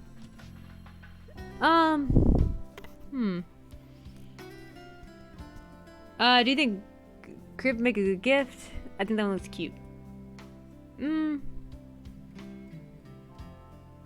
I think that one looks cute. Ooh, I think that one looks cute. I just want to see if it's what happened. Oh, it went up! Oh, thank God. I thought I fucked up. Handle box, to my surprise. Shuffling 2 steps away from the window and glares out with such vehemence as if it did something remotely scandalous. It's a funny sight when taken out of context, and I'd probably be laughing, really, if I understand what warranted such reaction from her. I wasn't looking at the crib. I wasn't really talking about the crib, Hannah. Very good then. But it wasn't the crib, all right. You sure? Alright, I get you. But that's not it. Honest. I was just saying the stuff that was on display there looks nice. Or at least as nice that it can be compared to the ones we visited earlier. But I'm sure your interior designer has something different in mind for your mansion, so don't mind me. I was hoping that would be enough to cut the topic short. Instead, she sighs, leans on the wall closest to her, and runs a hand through her locks of her hair. There's a far-flung look in her eye, even as she fixes on the concrete curb. You need to stop looking at people like that, sweetie. Like what? I'm afraid I don't quite catch your drift, ma'am. I suppose you wouldn't be aware of it. Do you know you always carry this kind of phase? What face? Like you're always staring at the world with this honest look. Like all there is to see is all the good in it. Oh. Frankly, I don't see anything wrong if it's like that. I mean, there always has to be something in it. You know, a sprinkle of kindness here and there. Otherwise, we'd all be miserable. For you, maybe. Some people have to fight through it just to see that. And kindness isn't always a great thing to have around. Sometimes too much of it can hurt. It makes you wonder where this is coming from. How bad things have really gone for her to have this view. I do understand her sentiment. Really, I do. Still, when it's the last thing you can cling to when things have gone irreversibly bad, sometimes you simply don't get to make that choice. Besides, the point is, it's impossible to lie when a person is looking at you like that. Ah. Or I could, but I'd feel like a horrible person afterwards. Did you hear that, Mr. Zach? You just made me feel like a horrible person. You just made me feel like a horrible person. Oh my god. I sort of wish I had one like it. Just so people would stop lying to my face. That's kind of sad now. Or you can start by being honest with yourself. It shouldn't be quite hard. Friends don't lie to each other, don't they? I guess so. So what was the lie? She draws in a breath, lays a soothing hand on her stomach, and... That it was really the crib I was looking at earlier, silly. You're right, Uncle Zach. It's cute, but the pattern's not to my taste. I'm pretty sure Marianne could do something about that, though. If I remember right, though, she and Luke did get into a fight, though, about having a nursery or anything. And apparently he does not want kids right now. I don't know. It was the only reason why she didn't think that the baby that her friend has isn't really Luke's, like what the lady's claiming. Well, I guess she's not really much of a friend, but still. At the moment, what I should really be worried about is if I'm ever going to be a good mother to this child. Oh, she actually is fucking pregnant? Mad! I can't even tell the father he's going to be one in a few months' time. Wait, she actually is pregnant? Holy shit. I didn't know that. Probably doesn't even want anything to do with this whole pregnancy thing. What am I going to do, Zach? Because right now, I'm absolutely at a loss. Oh. A beat. Oh! The realization strikes me like a ton of bricks bearing down on me. More than astonishment must have shown on my face because Hannah lets out a chuckle and slumps his shoulders. Then the slump on her shoulders disappear all together underneath her mirth. Don't look so surprised, dearie. Tied the knot 7 years ago, remember? Oh wait, you can say hell? Why is hell not considered a curse word? I don't know. Don't you think it's bound to happen? True. She brandishes her hand in front of me, the unassuming silver band on her finger, glinting against the morning sunlight for a second. She tries it lovingly, almost tenderly, despite the trace of sadness in her voice. For all I know, there's an entire story there. I'd ask, but that'd be too inappropriate even for friends. It's not my place to meddle to begin with. Or at least that's what they've been saying early on. My whole social circle would be saying it's a long time coming. You can say damn too? What the fuck? Wait, so... I don't know. Whatever. That's so damn weird. I don't get it. But the kid is something you want, right? Because if it ain't, then that's a whole other problem. True that. Of course.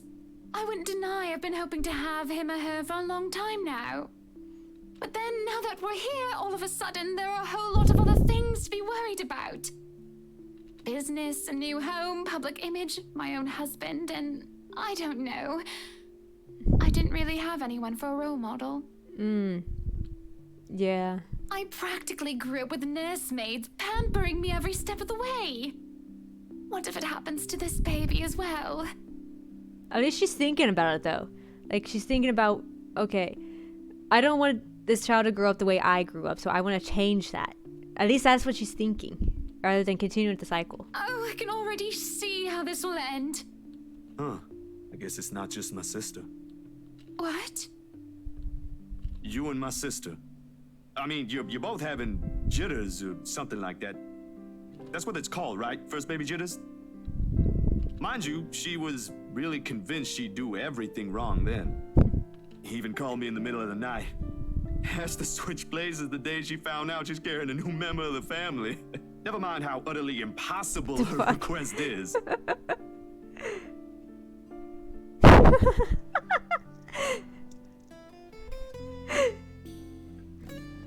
I'm quite sure I haven't done anything of that sort yet. Oh, you don't know that? My brother-in-law has been telling me things 5 weeks into my sister's pregnancy. Since she's one cranky pregnant lady. Man, good thing I found a place for myself years before that bundle of joy arrived, huh? Oh, God. It can't be that awful. Who knows? I think we'd better leave it for Mr. Right to decide, yeah? Provided he comes around. He just sounds so repulsed every time the idea is brought up. Then maybe you should say it to his face. No mincing of words or beating around the bushes.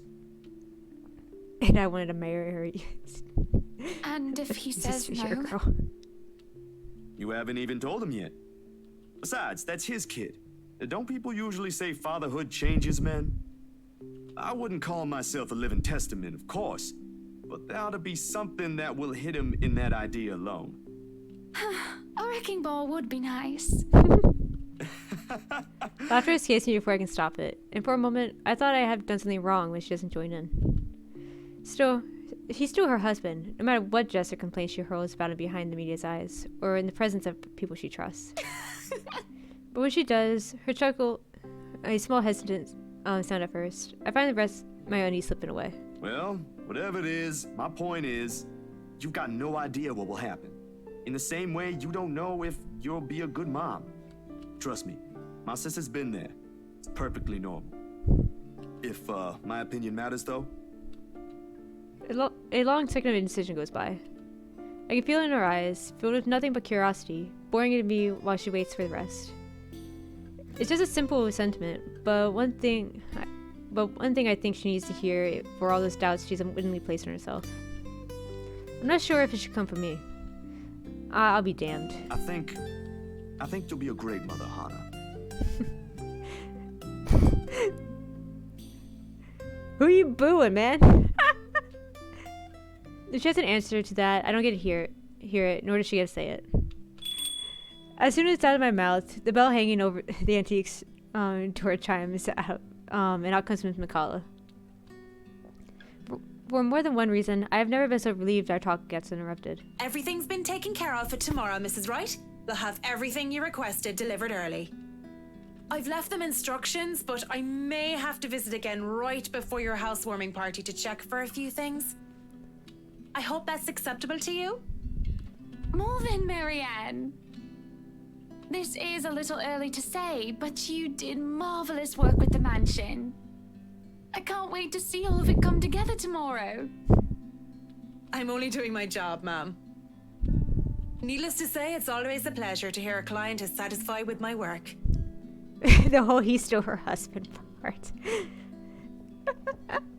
The unfortunate thing is, as well, maybe I'll see if I can pull it up towards the end when I go to stop. But what happened in the end was more or less the damn ghost lady. I think he's kind of possessing her. I'm not 100% certain on that whole entire thing, but like not right now, of course. But at the end, she kind of gets attacked and everything by the damn ghost, and it goes from there. She gets kind of a seizure, and everything. And then Luke shows up and starts comforting her. And it's being all nice and sweet and shit. After he kind of yelled at her about wanting a divorce and shit because, well, she found out about all the shit he did. As well as just her wanting to be her own self because she realized all she is now is his wife. She's not Hannah anymore. So, makes sense. But I don't think they're ever gonna get fucking divorced. Which sucks. Nonsense! You have every reason to be proud. I know you've already established your name here, but I'll still make sure word gets out, of course. I think I've got a few friends who might be interested in decorating their homes. I'll see if I can introduce you to them tomorrow. That's nice of her. I really don't want to impose, Mrs. Wright. There's still a lot to be done, and I'd rather be keeping an eye on it myself. Yeah, definitely big sad man. You know well enough I'll still do it. You too, Monsieur le Photographe. You better be the one taking the pictures for the event tomorrow, or I'll be very upset. Maybe, yeah. I definitely gotta fix that and everything for like next day's stream. Fuck,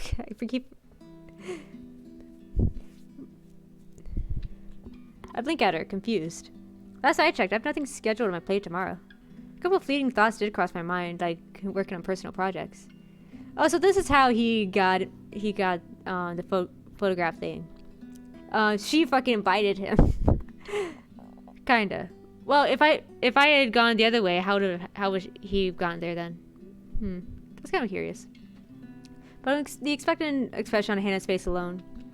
I've wondered before how they got Isabella to sell the mansion with all the paperwork and the loops it had to go through. Well, now the how it's already sitting in front of me, and it's one giant ball of persuasion in human form. If I have any doubts how she got around in life, all of them have been dispelled this instant. I got a bad feeling about this. Yeah, I got a bad feeling you're somehow gonna get banned by accident. God. There's gotta be a way I can, like, just... Hold on. Let me jump into here real quick, see if I can figure something out. Because... Alright,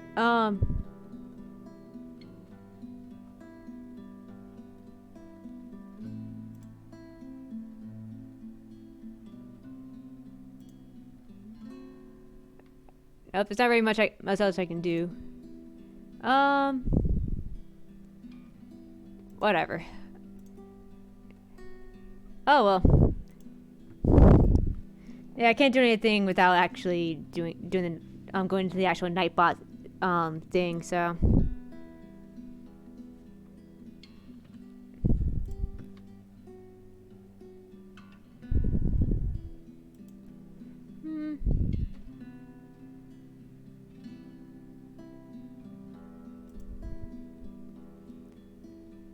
I can fucking report the Nightbot. I can ban the Nightbot.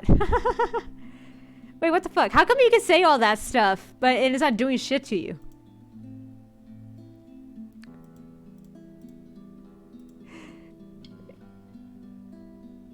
What can you not say?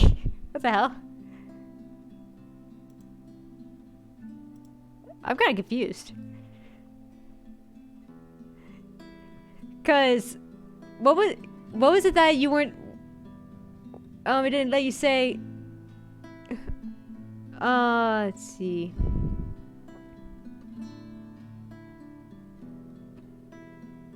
Yeah, seriously, what the fuck?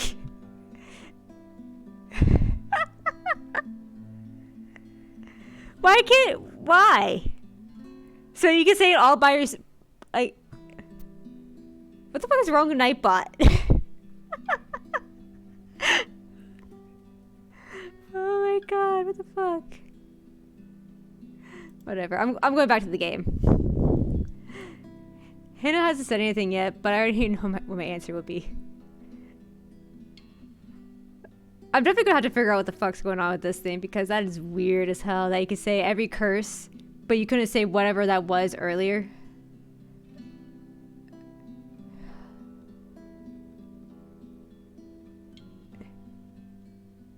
Like, seriously, what the hell?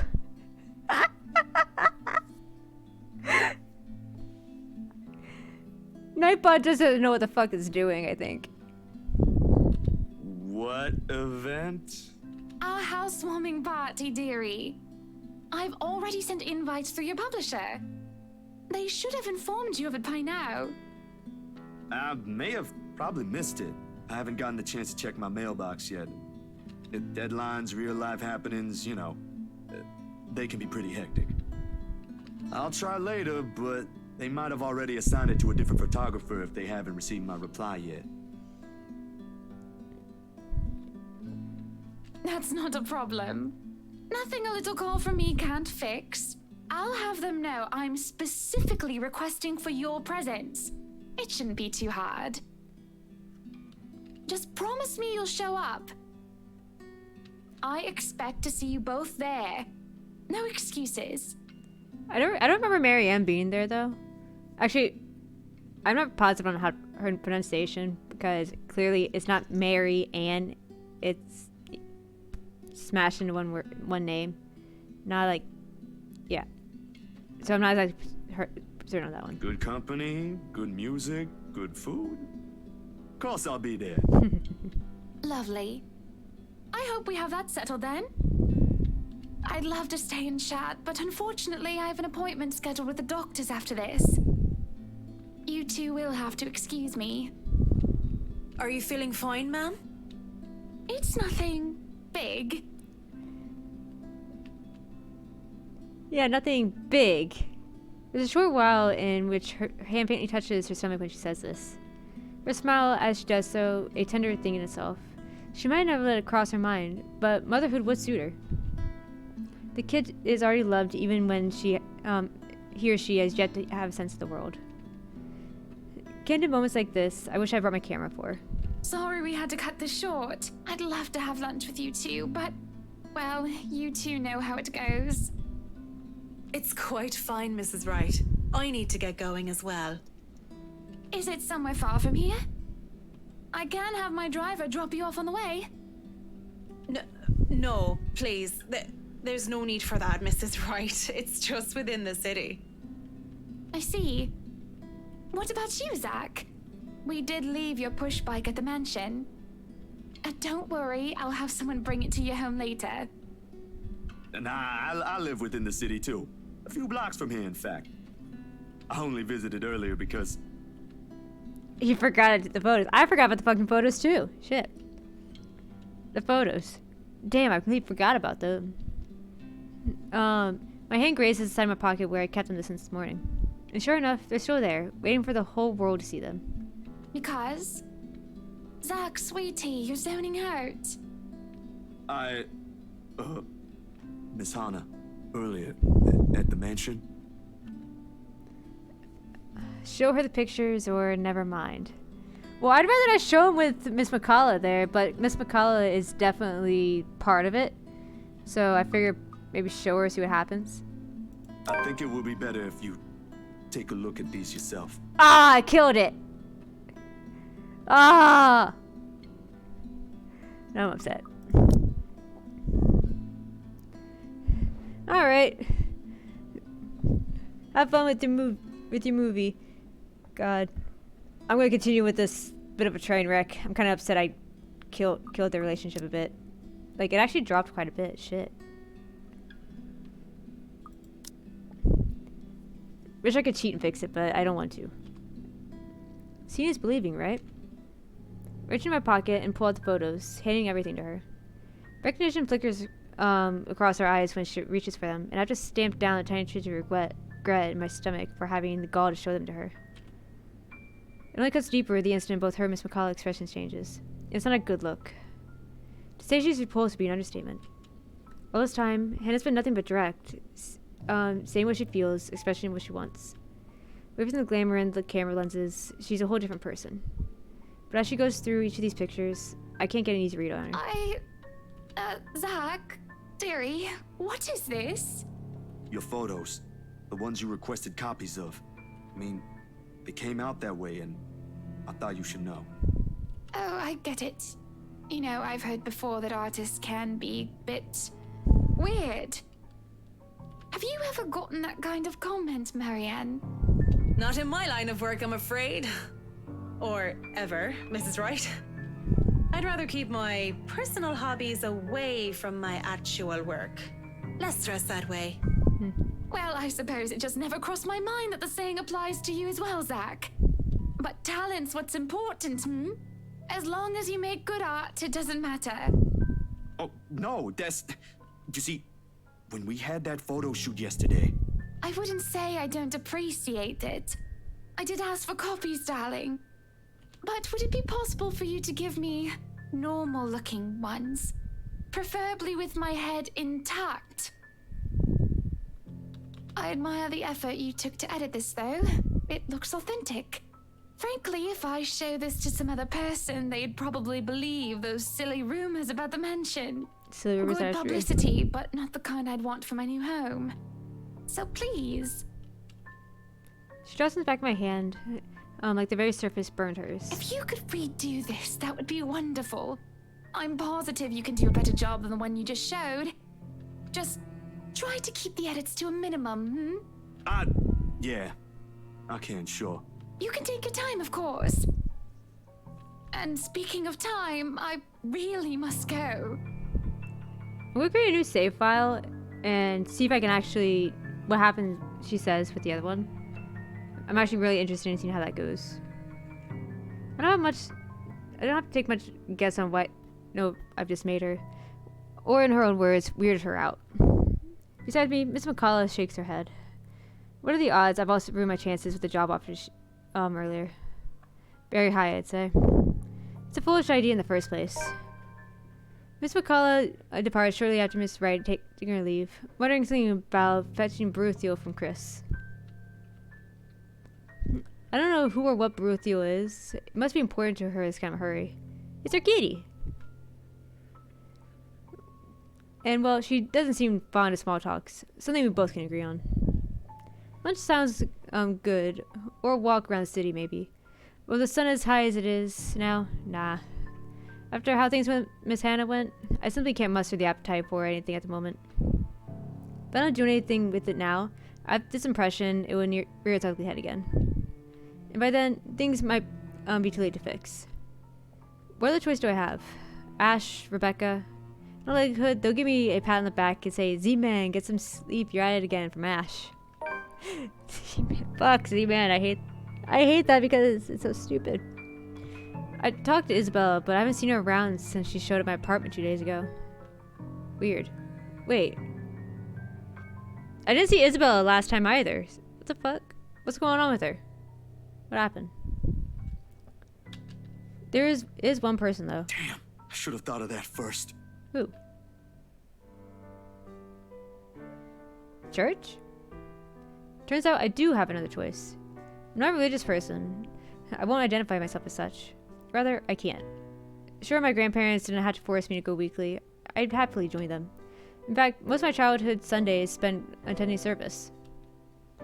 It's simply that as you get older, the more experiences you get, forming your own beliefs on other things become easier, for lack of a better word. And at one point, it just stopped, that kind of thing. Nevertheless, I hold no disdain for it. Sometimes it does help. When things are really, really bad, when dreams won't go away where they should be. Talking does a bit. It's also a good thing Father Norman's, well, he's not completely poised. I don't know how to fucking pronounce that. Poised man you expect. I like my friendship. My unlikely friendship only probably has happened because he's the kind of guy who's cool with the young ones, as he aptly puts it. And he is surprisingly. It makes me easy to approach. Maybe it's something to say about the photos as well. Alright. Actually, what time is it? Fuck. It's 2. I'm trying to think if I should actually go to bed right now, but I don't know. Honestly, I really actually probably should at least do something. Like maybe not go straight to bed right now, but yeah.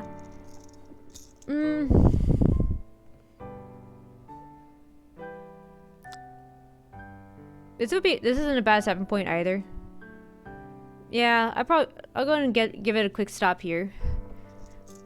I have been going at this for what? A little over 2 hours. It's not that bad, but I think I just want to cut it off for now. God. That whole Nightbot thing was a fucking train wreck though.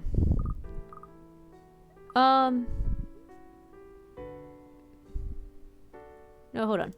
Let me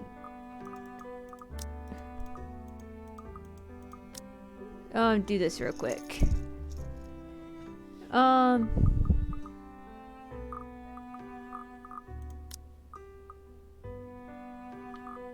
we go. Okay. Yeah, that's all saved up. Okay. Alright, got everything saved up. But yeah, I'm gonna go ahead and head off to bed actually. I think I gotta get up in the morning now. Make sure. Yeah, I gotta go for a drive in the morning. Shit, didn't actually think about that. Fuck. Oh god damn it. But yeah, thanks for watching Snorlax if you're still here. I still have no idea what the hell's going on with the Nightbot bullshit, but I'll see if I can figure that out. Not really sure how it's gonna go, but whatever. But yeah, thanks for watching, and I'll be back probably maybe tomorrow afternoon, if I feel like it. I'm not either tomorrow afternoon or maybe tomorrow night, depending. But yep, I'll see everyone another time.